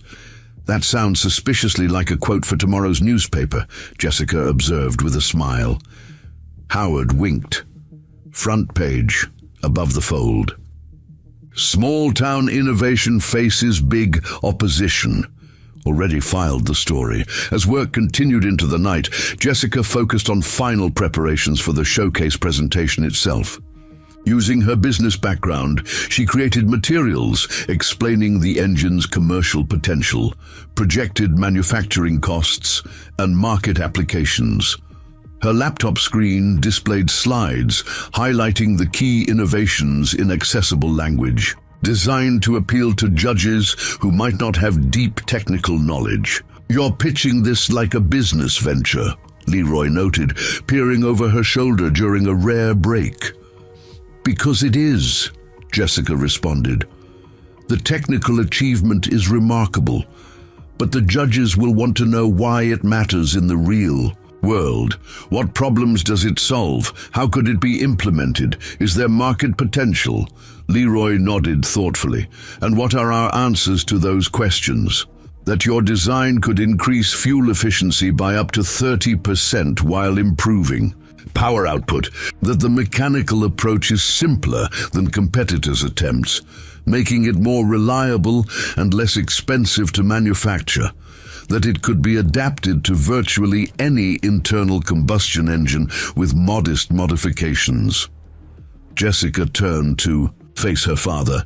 "That 15 years ago you were right, and now you've proven it." The second day of rebuilding brought unexpected media attention. Howard's article had been picked up by regional news outlets, and by mid-morning, a reporter and cameraman from a Charlotte television station arrived to cover the story. "Just what we need. More distractions," Norman grumbled as the reporter requested interviews. Actually, it might be exactly what we need, Jessica countered. The more public attention, the harder it becomes for anyone to interfere with the showcase. Leroy reluctantly agreed to a brief interview, explaining in simple terms what made his engine innovative. To everyone's surprise, he proved to be naturally compelling on camera, his genuine passion and expertise coming through clearly as he described the potential impact of variable compression technology. "This isn't just about building a better engine," he explained to the reporter. "It's about proving that innovation can come from anywhere, even a small-town garage with limited resources. Sometimes constraints lead to the most creative solutions." The media coverage brought more volunteers and supporters throughout the day. Local businesses sent food and supplies. A manufacturing firm in the next county offered the use of specialized equipment. Even competitors from nearby garages arrived to lend expertise and labor, recognizing that Leroy's fight against Curtis Pearson represented something larger than business rivalry. By the evening of the second day, the rebuilt engine was taking shape on the test stand. The damage had been extensive, but the redesign incorporated improvements based on what they had learned from the failure. Myron's racing-grade components provided strength in critical areas, and Luis's refined control system promised better performance than the original. "We're actually building a better engine than before," Corey observed as they worked on the final assembly stages. "Sometimes destruction creates opportunity for improvement," Leroy replied, carefully installing a valve assembly. "Nothing focuses the mind like catastrophic failure." Late that night, after most volunteers had gone home, a core team remained to complete the most critical work. Leroy, Jessica, Norman, Luis, Corey, and Myron worked in focused silence, each concentrating on their specialized tasks while remaining aware of the collective effort. "Dad, when was the last time you slept?" Jessica asked, noticing her father's hands trembling slightly from exhaustion. "I'll sleep after the showcase," he replied, without looking up from the delicate calibration he was performing. "You need to be sharp for the final assembly and testing," she insisted. "Take 4 hours. I'll wake you if anything critical happens." After some persuasion, Leroy reluctantly stretched out on the old couch in his office, falling asleep almost instantly. Jessica covered him with a blanket before returning to the garage, where the others continued working by the harsh light of shop lamps. "He's been waiting 15 years for this," Myron noted quietly. "Ever since they pushed him out of racing." "It's more than that," Jessica replied, adjusting a component Luis had just installed. "This garage was his father's. It's our family legacy. Losing it would mean losing the last physical connection to multiple generations of Hudsons." Dawn of the final day before the showcase found the engine nearly complete. Leroy, refreshed after his brief rest, supervised the final assembly, while Jessica confirmed logistics for transporting the engine to the fairgrounds the following morning.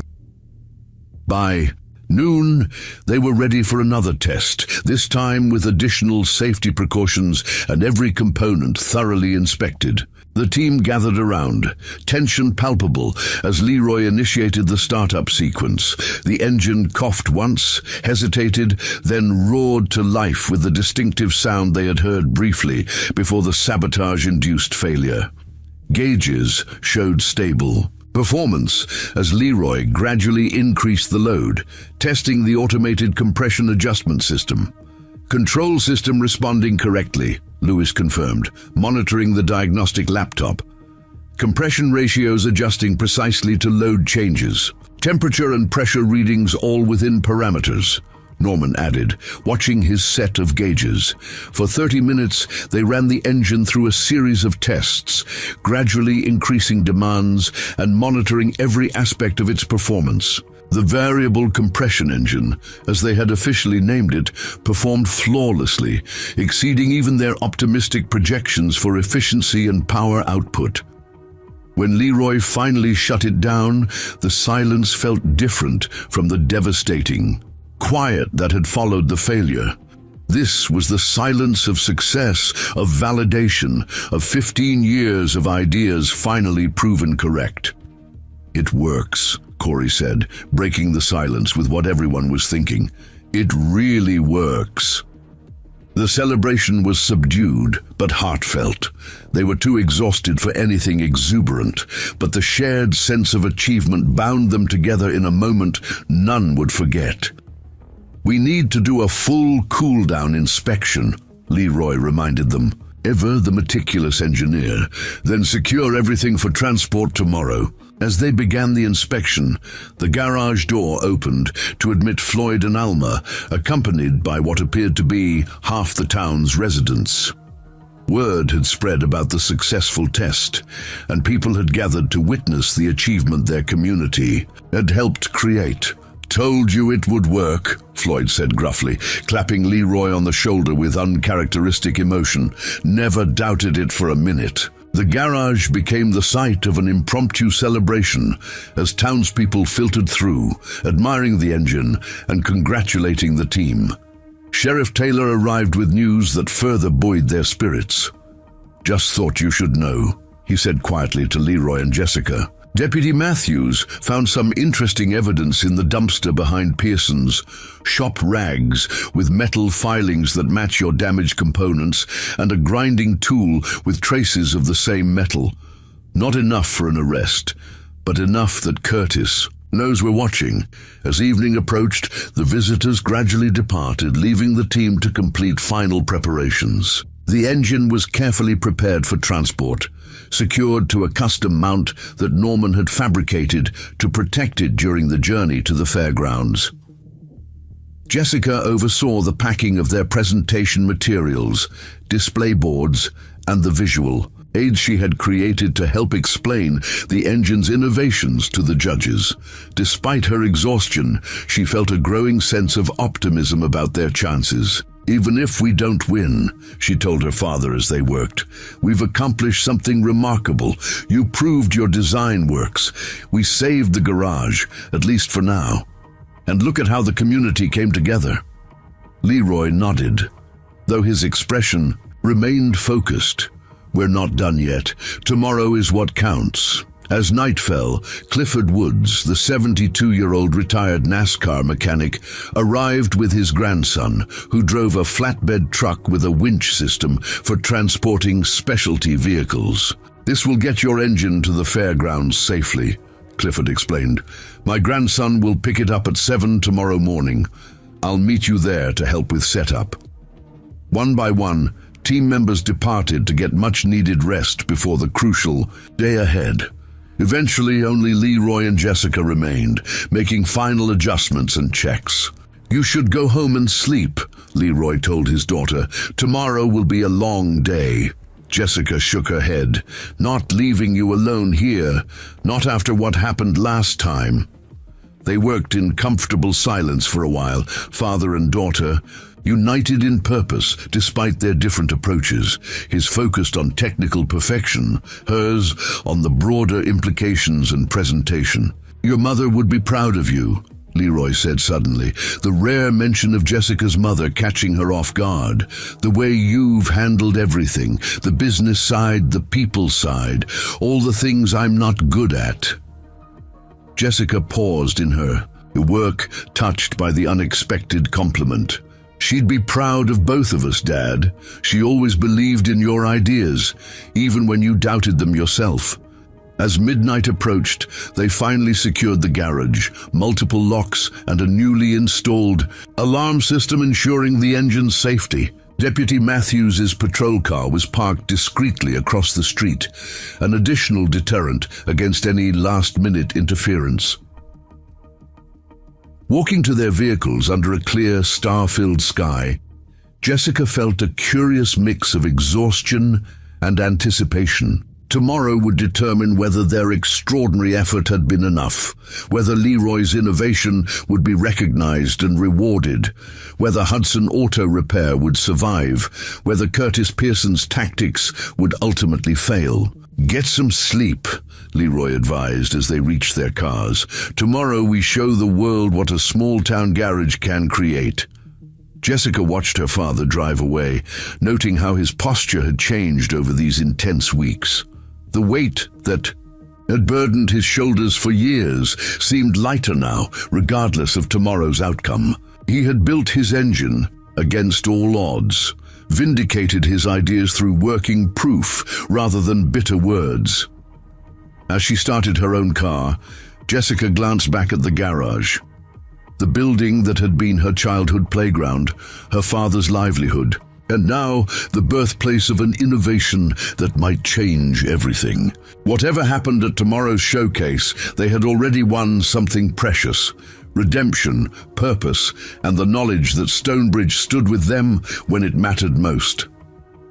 The variable compression engine was ready. Its creators were ready. And somewhere across town, Curtis Pearson was presumably preparing his own response to this unexpected challenge to his plans. A final confrontation that would play out at the county fairgrounds before judges, spectators, and perhaps even representatives from the automotive industry who might recognize the true value of what Leroy Hudson had created from salvaged parts and unwavering determination. Morning sunlight streamed across the Stonebridge County Fairgrounds as vendors and participants for the annual Inventors Showcase set up their displays. The sprawling site, normally host to agricultural exhibits and carnival rides, had transformed into a celebration of innovation, with pavilions housing everything from homemade gadgets to sophisticated prototypes. The Hudson team arrived in a small convoy, Clifford's grandson leading with the flatbed carrying their precious engine, followed by vehicles transporting team members and equipment. The showcase organizers directed them to a prominent space in the main exhibition hall, larger than the standard booth, thanks to Howard Shepard's article generating interest in their project. Guess being the hometown underdog has its advantages, Jessica remarked as they began unloading. Their designated area was strategically positioned near the center of the hall, with excellent visibility from the judges' platform. Leroy supervised the careful winching of the engine onto the display stand Norman had fabricated, his watchful eyes catching every detail of the process. The team worked with practiced efficiency, having planned the setup meticulously. Luis and Corey handled the technical connections, fuel lines, monitoring equipment, and the diagnostic laptop. Norman and Floyd assembled the display structure and signage, while Jessica arranged their presentation materials and prepared the area where judges would gather for demonstrations. By 9 o'clock, an hour before official opening, their booth stood ready. The variable compression engine occupied center stage, its unique configuration drawing curious glances from neighboring exhibitors. Jessica's professionally designed banners featured the engine's name and key innovations, while digital displays showed animated explanations of the technology. "Looks like we're up against some serious competition," Corey observed, nodding toward a sophisticated display being erected by a team wearing matching polo shirts with a corporate logo. Burton Dynamics, Luis identified. They specialize in alternative fuel systems, won last year with a hydrogen injection method. As they surveyed other competitors, Leroy stood quietly beside his creation, making minute adjustments that only he would notice. 15 years of designing, planning, and dreaming had culminated in this moment. His hand rested briefly on the engine block, feeling its solid presence, tangible proof that his ideas had merit. Jessica approached, noting her father's contemplative expression. "Nervous?" "Focused," he corrected, though the slight tremor in his hands betrayed otherwise. "Everything we've worked for comes down to the next few hours." "Then let's make them count," she replied, handing him a freshly pressed button-down shirt to replace his work-stained one. "Judges make their first rounds in 30 minutes. As Leroy changed in the small curtained area they'd set up, Jessica briefed the team on judging procedures. 5 judges, 2 rounds of evaluation. First round is general assessment. They'll visit every booth for about 5 minutes. 8 finalists proceed to the detailed round, where we'll have 15 minutes for a full demonstration and questions. "And the prize money?" Floyd asked practically. "15,000 for first place, plus industry recognition and media coverage," Jessica confirmed. 5,000 each for second and third.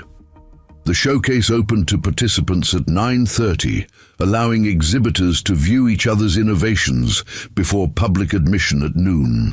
The Hudson team took turns exploring the hall, gathering intelligence on competitors while ensuring their booth remained staffed. Norman returned from his reconnaissance with useful information. 28 entries total, strong showing in consumer, gadgets and software applications. Only 3 other entries in our category of mechanical engineering, and none focused on automotive applications. By 10 o'clock, the judging panel arrived, a diverse group including the county commissioner, 2 engineering professors from state universities, a patent attorney, and a business development executive from an advanced manufacturing firm. They carried tablets for scoring and moved methodically from booth to booth. As the judges approached their area, Jessica noticed a familiar figure entering the exhibition hall, Curtis Pearson, dressed immaculately and wearing a visitor's badge. He remained near the entrance, observing from a distance with an unreadable expression. "Heads up," she murmured to her father. "Curtis is here." Leroy's jaw tightened, but his focus remained on the approaching judges. "Let him watch. We've got nothing to hide." The judging panel arrived at their booth with expressions of interest already evident. Howard's article and the regional news coverage had created anticipation around their entry. Jessica stepped forward with practiced professionalism. "Good morning. I'm Jessica Hudson, and this is our team's lead engineer, Leroy Hudson. We're pleased to present the variable compression engine, a revolutionary approach to internal combustion efficiency." The initial presentation went smoothly, with Leroy explaining key technical innovations, while Jessica highlighted practical applications and market potential. The judges asked informed questions that suggested genuine interest rather than mere politeness. "You're claiming a 30% efficiency improvement?" the engineering professor asked, eyebrows raised. "That's a bold statement without SAE certification." "We've documented all testing procedures," Leroy replied confidently. "Our measurements follow standard protocols, and we welcome independent verification."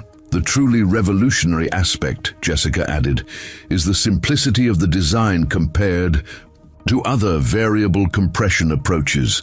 This isn't just a laboratory concept, it's designed for real-world manufacturability."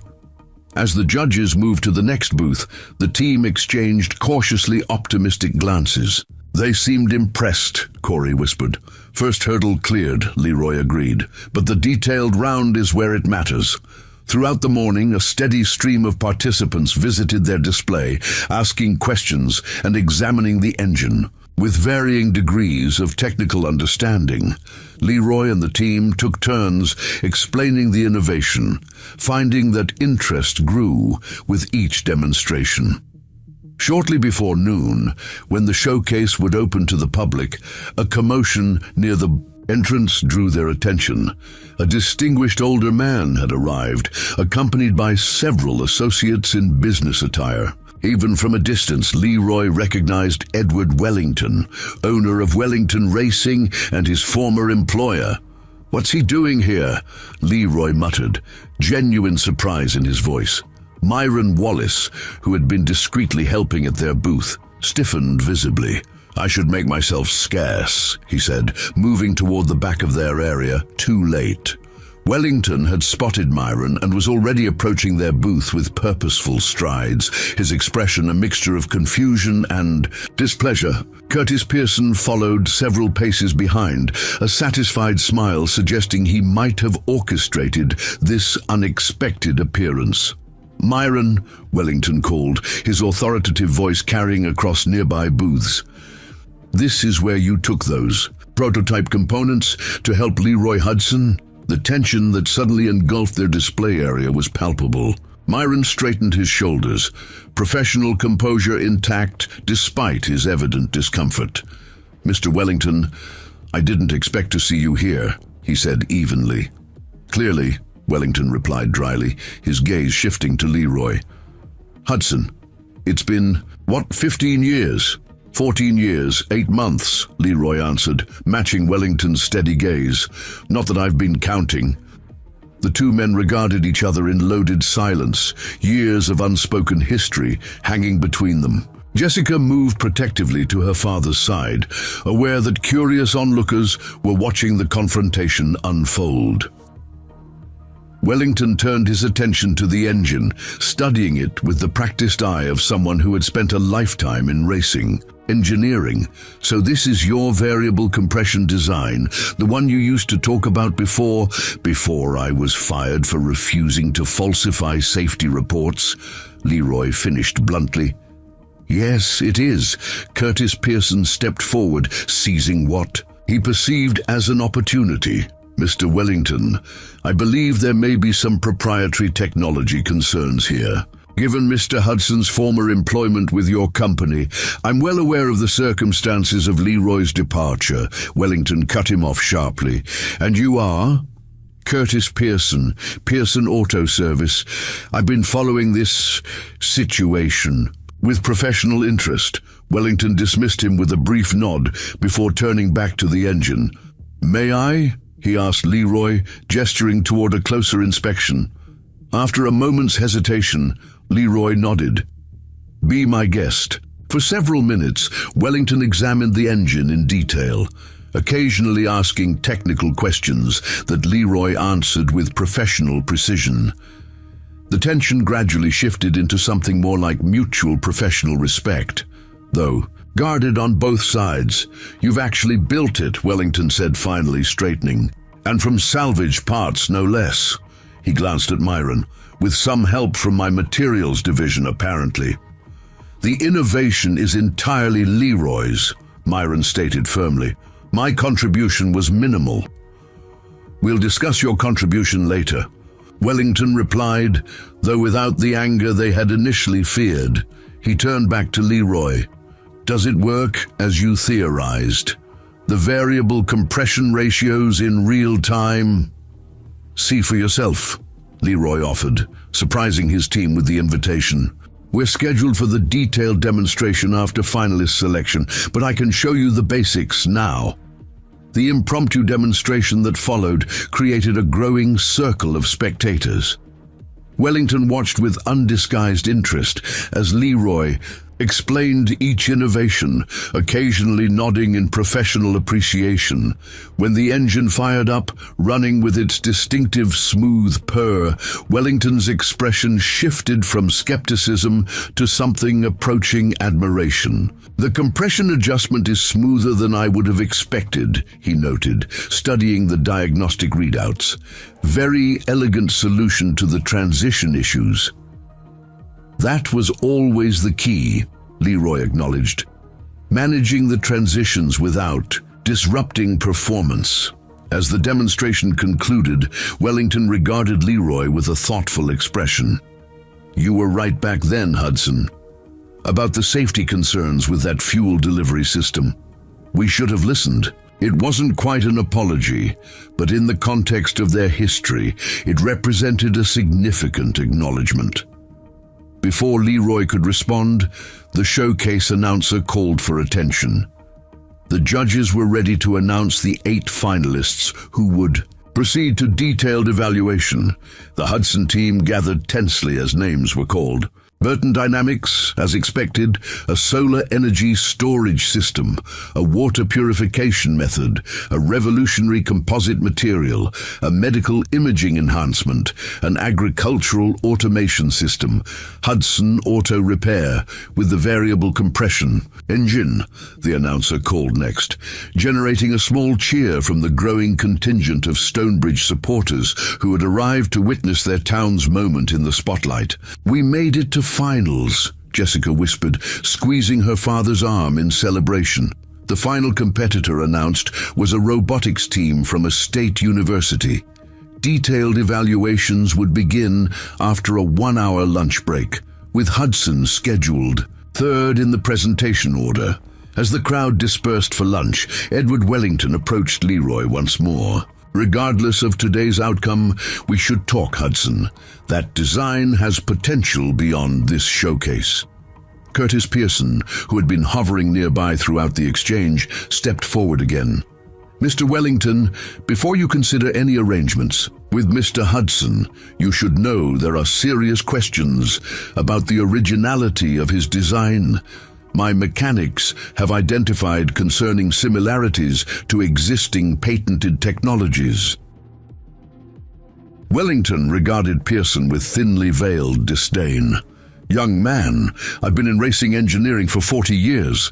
I know Leroy's work intimately, both its strengths and its limitations, and I know patent law well enough to recognize baseless intimidation tactics when I hear them." He turned back to Leroy. "We'll speak after the judging." During the lunch break, the team huddled in a quiet corner of the exhibition hall, reviewing their demonstration plan and Jessica's presentation points. The unexpected interaction with Wellington had altered the day's dynamics in ways they were still processing. "What do you think he wants?" Floyd asked Leroy. "Hard to say," Leroy replied. "Could be genuine interest in the technology. Could be damage control to keep us from partnering with competitors. Either way," Jessica interjected pragmatically, "we focus on the judges first. Wellington can wait." When detailed evaluations began, the team watched the first two finalists present with analytical attention, noting what seemed to impress the judges most. Burton Dynamics delivered a polished, corporate-style presentation that emphasized market readiness. The solar storage team highlighted environmental benefits and developing world applications. Then it was their turn. The judges gathered around the Hudson display, tablets ready for detailed notes. A small crowd of spectators formed behind them, showcase attendees, fellow competitors, and a notable contingent of Stonebridge residents wearing hastily made Hudson engine badges that Alma had organized. Jessica began with a concise overview of the technology and its potential impact. "What you're seeing isn't just an incrementally better engine. It's a fundamental rethinking of how internal combustion can adapt to varying demands in real time, something the automotive industry has pursued for decades." She then introduced Leroy, who led the technical demonstration. With calm precision born from years of experience, he explained each innovation as he activated the engine, pointing out the unique aspects of their design and the practical advantages it offered.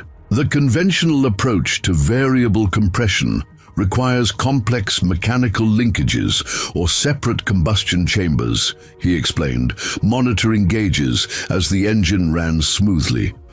"Our solution integrates a secondary pressure regulation system that works in harmony with modified valve timing." The engineering professor leaned in with obvious interest. "How do you prevent pressure oscillations during transition phases?" "That's where the control system innovations come in," Leroy answered, nodding to Luis, who highlighted the relevant components. "We've developed an adaptive algorithm that anticipates load changes and pre-adjusts compression parameters to smooth transitions." The demonstration proceeded flawlessly until, approximately 10 minutes in, a warning light flickered on the diagnostic display. Luis frowned, quickly checking readings. "Minor pressure irregularity in cylinder 3, he murmured to Leroy. "Could be a sensor issue." Leroy nodded almost imperceptibly, continuing his explanation without revealing concern. But the irregularity persisted, threatening to undermine their demonstration at its most critical moment. Jessica noticed her father's subtle tension and smoothly interjected, addressing the business development judge, while Leroy and Luis quietly troubleshot the issue. "While the technical aspects are being monitored, let me highlight the market applications we've identified." Her polished business presentation bought crucial minutes as Leroy identified the problem, a loose connection in the monitoring system rather than an actual engine issue. By the time she concluded her market analysis, the warning light had been resolved. As you can see, Leroy resumed confidently, the system automatically compensates for changing conditions. Let me demonstrate with a simulated load increase. The remainder of the demonstration exceeded even their expectations. The engine responded perfectly to each test condition, displaying efficiency improvements that visibly impressed the judges. When Leroy finally powered down the system, the business development executive was already making notes with evident interest. "Questions?" Jessica prompted, opening the floor to the panel.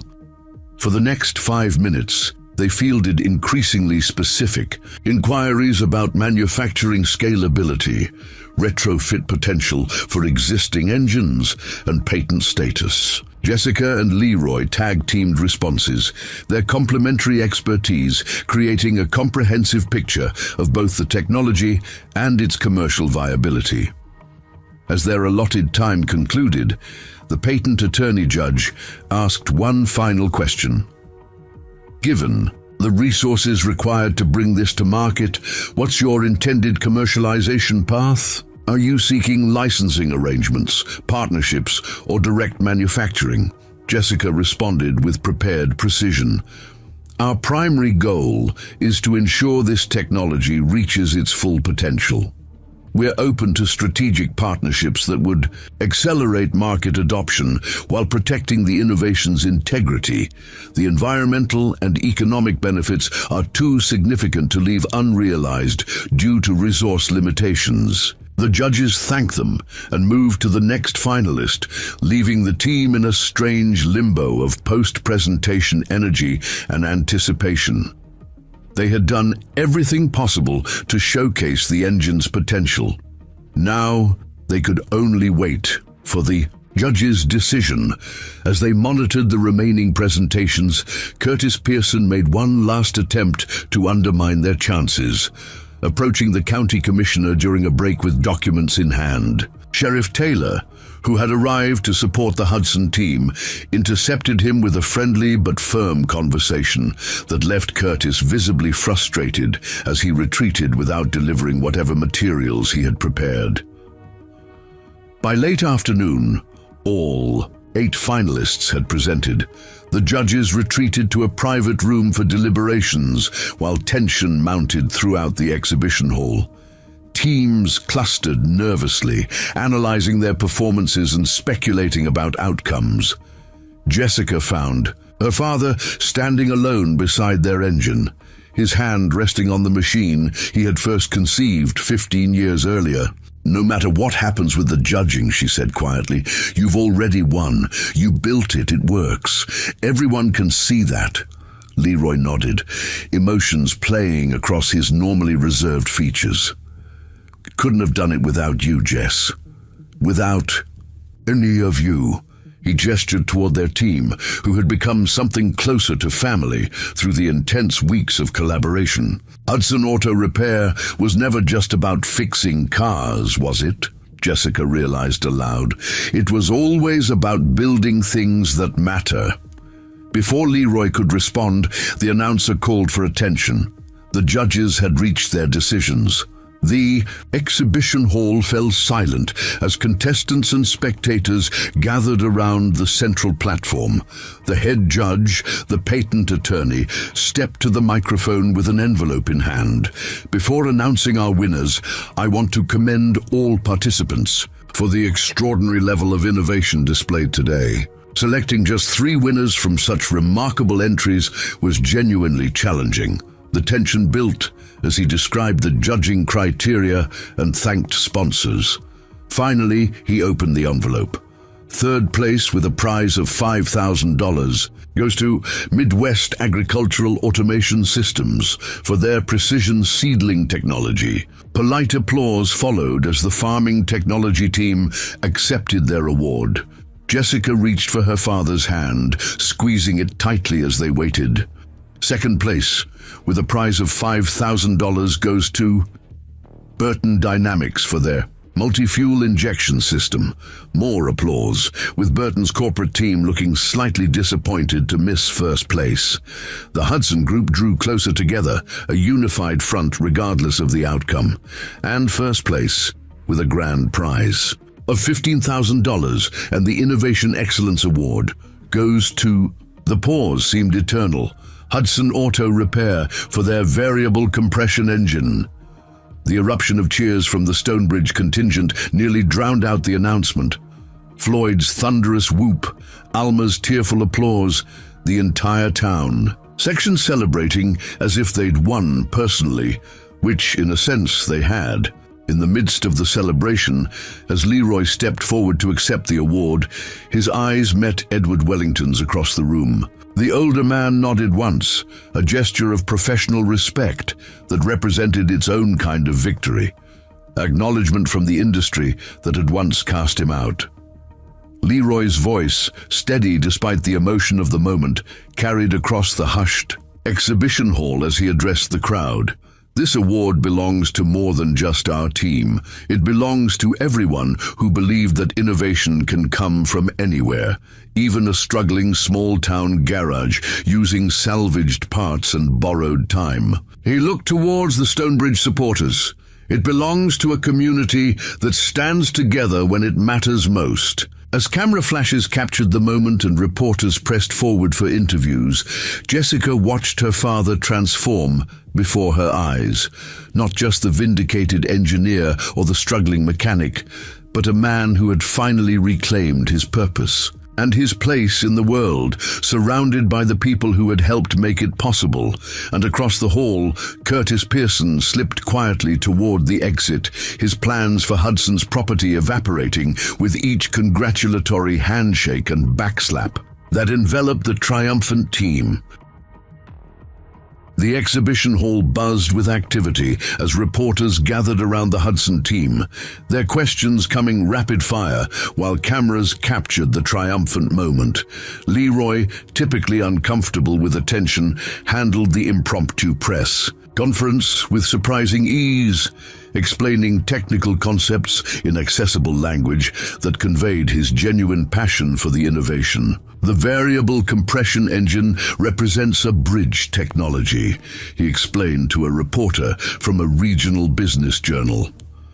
While the industry transitions toward electric vehicles, there are billions of combustion engines that will remain in service for decades.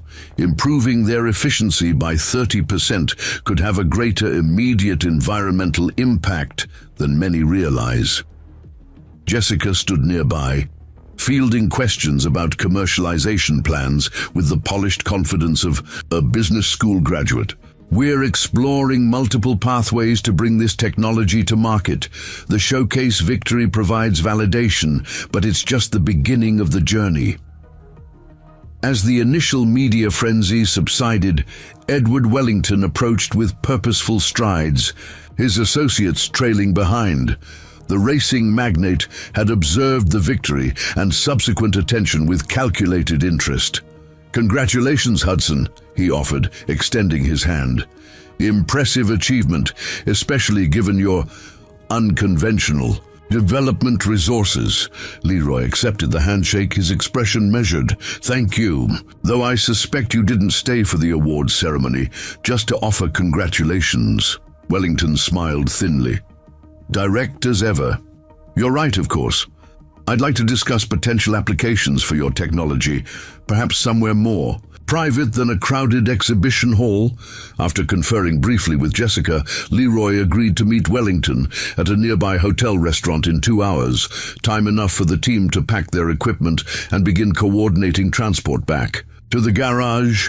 The loading process became an impromptu celebration as Stonebridge residents pitched in, their enthusiasm infectious. Sheriff Taylor supervised traffic flow as their convoy prepared to depart, his usual stoic demeanor softened by evident pride in the town's achievement.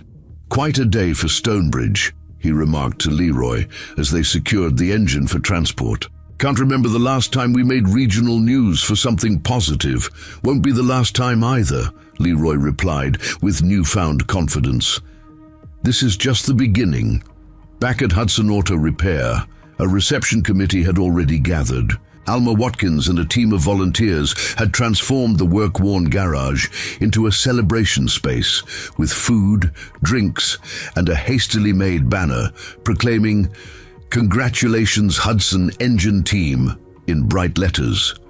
While the others joined the impromptu party, Leroy and Jessica prepared for their meeting with Wellington, reviewing negotiation points and establishing boundaries. "Don't forget what he represents," Jessica cautioned as they drove toward the hotel. "The same company that discarded your ideas and your career 15 years ago." "I haven't forgotten," Leroy assured her, "but business is business. Wellington, racing has resources we need if we want to develop this beyond a prototype. Just don't undervalue what you've created," Jessica pressed. "That engine represents more than just a technical innovation. It's your life's work." The hotel restaurant offered discreet elegance with well-spaced tables, ensuring privacy for business discussions. Wellington had reserved a corner booth where he waited with one associate, a sharp-eyed woman in her 40s whom he introduced as Patricia Conrad, Wellington Racing's chief legal counsel. After initial pleasantries and drink orders, Wellington got straight to business. "Your variable compression technology has significant potential applications in racing. The fuel efficiency improvements alone would provide a competitive edge, not to mention the power modulation capabilities." "It wasn't designed specifically for racing," Leroy noted. "The broader commercial market is where the real impact lies." "Agreed." Wellington nodded, "which brings me to my proposal. Wellington Industries, our commercial division, would like exclusive rights to develop and license your technology for both racing and consumer applications." Patricia slid a document across the table. "We're prepared to offer $500,000 for full patent rights, plus a consulting position for you, Leroy, to oversee implementation." Jessica examined the preliminary agreement with practiced scrutiny. "And if we're not interested in selling full rights?" Wellington studied her with newfound respect. "Then perhaps a joint venture. We provide the manufacturing resources, engineering, support, and market access. You retain partial ownership of the intellectual property and a percentage of licensing revenue." The discussion continued for nearly 2 hours, evolving from an acquisition attempt into a more collaborative arrangement. Jessica negotiated with unexpected skill, leveraging Wellington's obvious interest in the technology to secure terms far more favorable than his initial offer. By the time they ordered coffee, the framework of an agreement had emerged. Hudson Compression Systems would be established as a separate entity, with Wellington Industries as a strategic partner rather than owner. Leroy would direct technical development while retaining patent rights, and Wellington would provide the capital and infrastructure to commercialize the technology. "One more thing," Leroy added as they prepared to conclude. "Myron Wallace. I want your assurance that he won't face repercussions for his assistance with our project." Wellington considered this with a measured expression. Myron broke company protocols by diverting resources without authorization. He paused, then continued. "However, his judgment regarding your technology's potential proved correct. Rather than punishment, perhaps a reassignment to the new joint venture would be appropriate if he's interested." As they left the meeting, preliminary agreement in hand, Jessica couldn't contain her amazement. $500,000 for the initial investment round, manufacturing support, and we keep majority control of the patents. Dad, do you realize what this means? "It means we can pay off the bank loan with plenty to spare," Leroy replied practically, though the subtle smile playing at the corners of his mouth betrayed his deeper satisfaction. "It's more than that," Jessica insisted as they drove back toward Stonebridge. "It means validation, recognition, everything they took from you 15 years ago." Leroy was quiet for a moment, watching the familiar landscape pass outside the window. "Not everything," he said finally. "Some things can't be restored with money or business deals." His expression softened. "But it's a new beginning for both of us." When they arrived back at the garage, the celebration was still in full swing. News of their showcase victory had spread throughout Stonebridge, drawing people who had never set foot in Hudson Auto Repair before. Music played from portable speakers, food covered makeshift tables, and the atmosphere vibrated with communal pride. As they entered, Floyd spotted them first, raising his glass in salute. "Here they are, the engineering genius and the business mastermind." A cheer went up, momentarily overwhelming Leroy, who had never sought the spotlight. Jessica squeezed his arm supportively as they made their way through well-wishers toward the core team gathered near the engine, now returned to its place of honor in the workshop. "How did the meeting go?" Norman asked, voicing the question on everyone's mind. Leroy glanced at Jessica, who nodded encouragingly. "We've got a deal," he announced. "Wellington Industries wants to partner with us to develop and market the technology. They're providing investment capital, manufacturing support, and distribution channels. We maintain control of the patents and technical direction." The implications weren't lost on the team. What had begun as a desperate attempt to save a struggling garage had transformed into a legitimate business venture with significant backing. "What happens to the garage?" Corey asked, the practical question reflecting his own uncertain future. "That's something we need to discuss as a team," Leroy replied, looking around at the people who had made the engine possible. "Hudson Auto Repair will continue.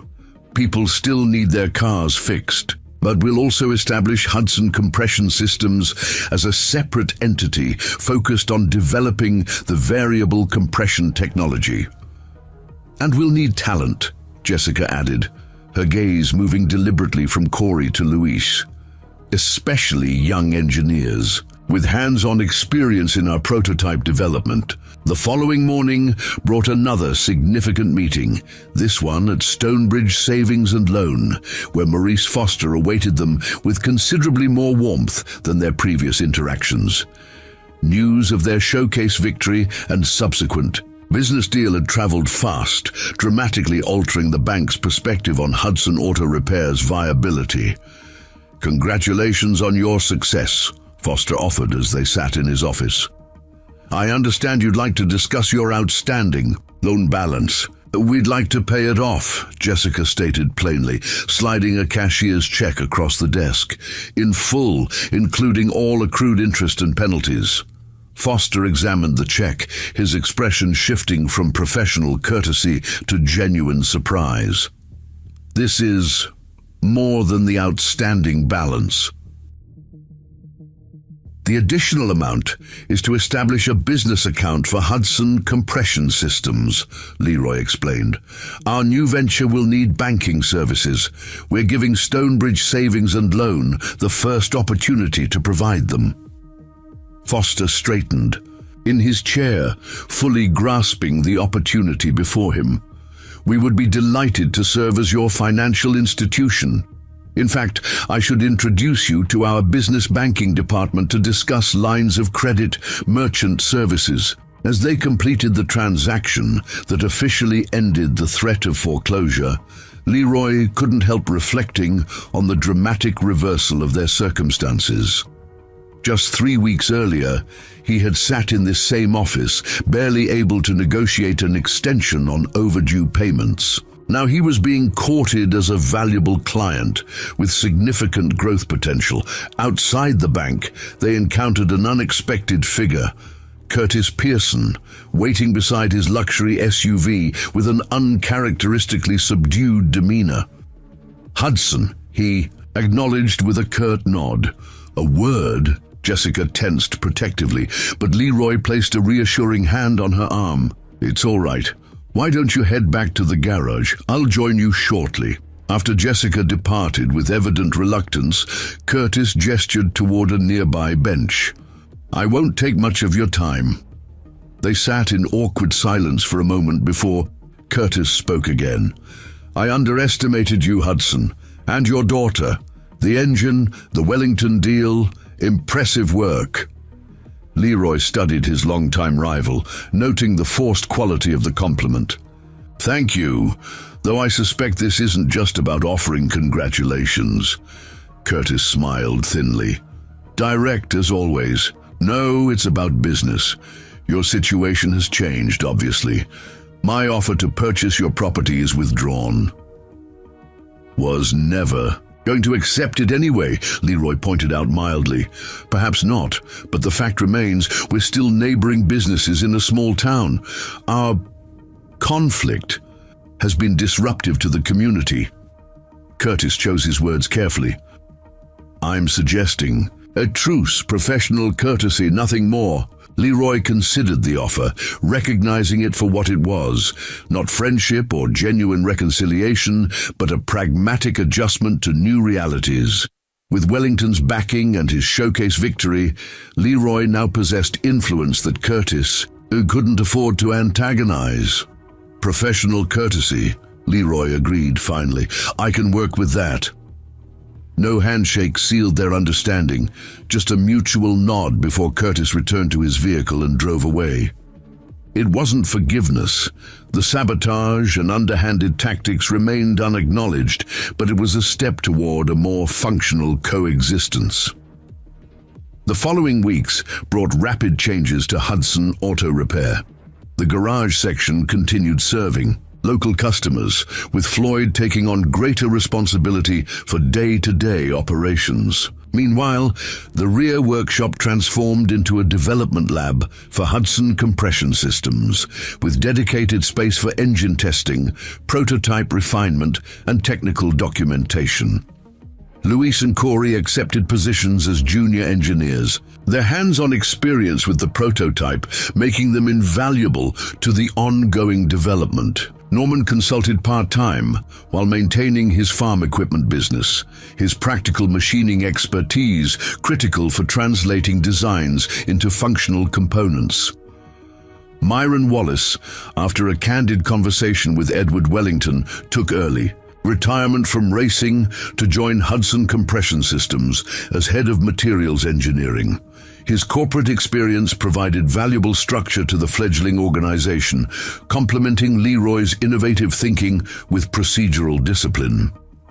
1 month after the showcase victory, Jessica approached her father with a decision she had been contemplating since their success. They sat in what had once been a cluttered office, but now served as a more organized administrative center for their dual businesses. "I've been offered a position with Wellington Industries," she revealed, Senior Business Development Manager for their alternative energy division. "It's a significant opportunity, the kind of corporate role I thought I wanted when I earned my degree." Leroy leaned back in his chair, studying his daughter's expression. "But," he prompted, sensing hesitation. In her announcement, "But I'm declining it," Jessica continued. "I've realized something important these past weeks. The work we're doing here, building something meaningful from the ground up, seeing direct impact from our decisions. It's what I want. Not a corporate, a title, or a corner office." Relief and pride mingled in Leroy's smile. Hudson Compression Systems needs a business director, someone who understands both the technology and the market, someone who can stand up to corporate partners when necessary. "Is that a job offer, Dad?" Jessica asked with a matching smile. "More like acknowledging what's already happening," Leroy replied. "You've been running the business side since day one. Might as well make it official."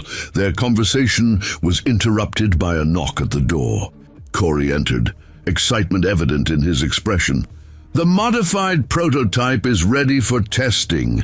Luis thinks we've solved the high-temperature efficiency drop." Together they walked to the testing area where the evolution of Leroy's original Zoe, Design stood mounted on an improved testing platform. The engine had undergone significant refinement since the showcase. More precision machining, better materials, enhanced control systems, while maintaining the core innovation that made it revolutionary. Third iteration in a month, Jessica observed. Wellington's resources are certainly accelerating development. It's not just the resources, Leroy noted, watching Luis make final adjustments with confident precision.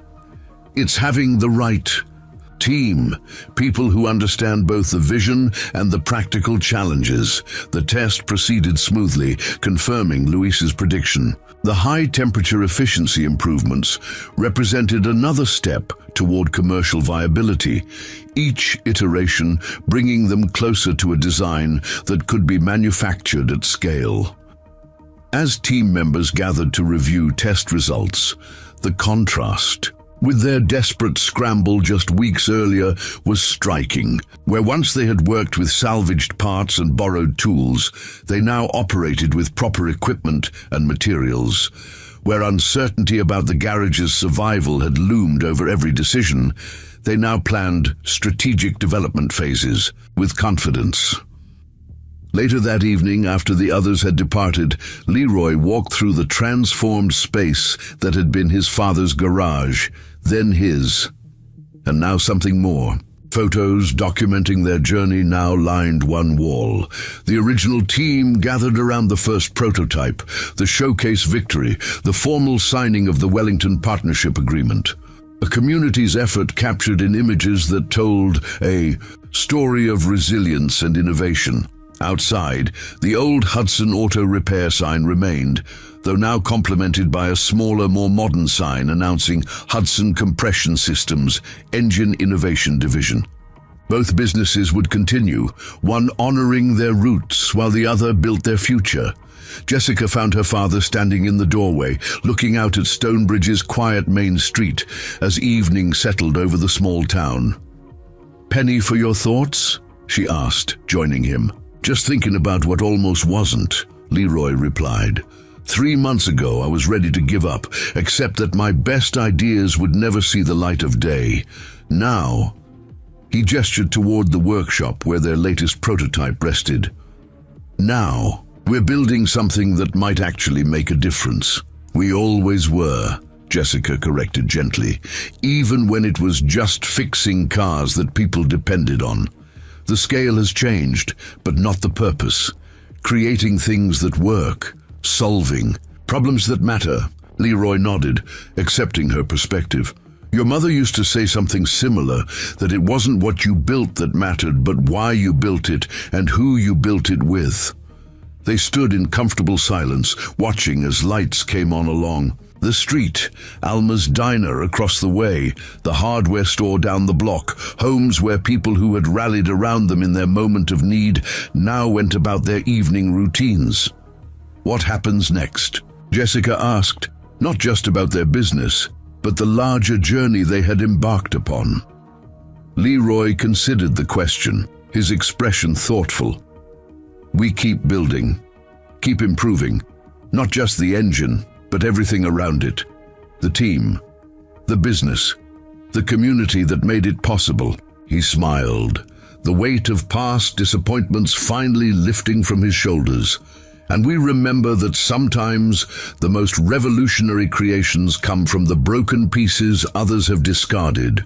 As they turned to lock up for the night, the distinctive sound of a high-performance engine drew their attention.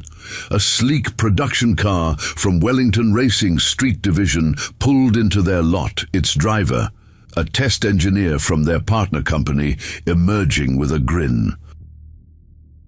"Evening, Hudsons," he called. "Brought something you might want to see. First integration test vehicle for your compression system. Engineering team wants your feedback on the implementation." Father and daughter exchanged a glance of shared pride and purpose before stepping forward to examine how their creation was taking shape in its first real-world application. The journey that had begun with salvaged parts and desperate innovation had evolved into something neither could have fully imagined, not just an engine, but a legacy built from determination, community, and the courage to believe that second chances sometimes lead to the greatest achievements. And somewhere across town, in a garage with his name prominently displayed, Curtis Pearson sat in his office reviewing expansion plans that no longer included Hudson's property. His gaze lingered on a newspaper article about the variable compression engine, a reluctant respect gradually replacing the resentment he had harbored. Sometimes, he reflected, the underdog wins not through luck, but because their struggle has forged something stronger than privilege or power ever could. Under the same stars that watched over Stonebridge, two neighboring businesses had found an uneasy peace.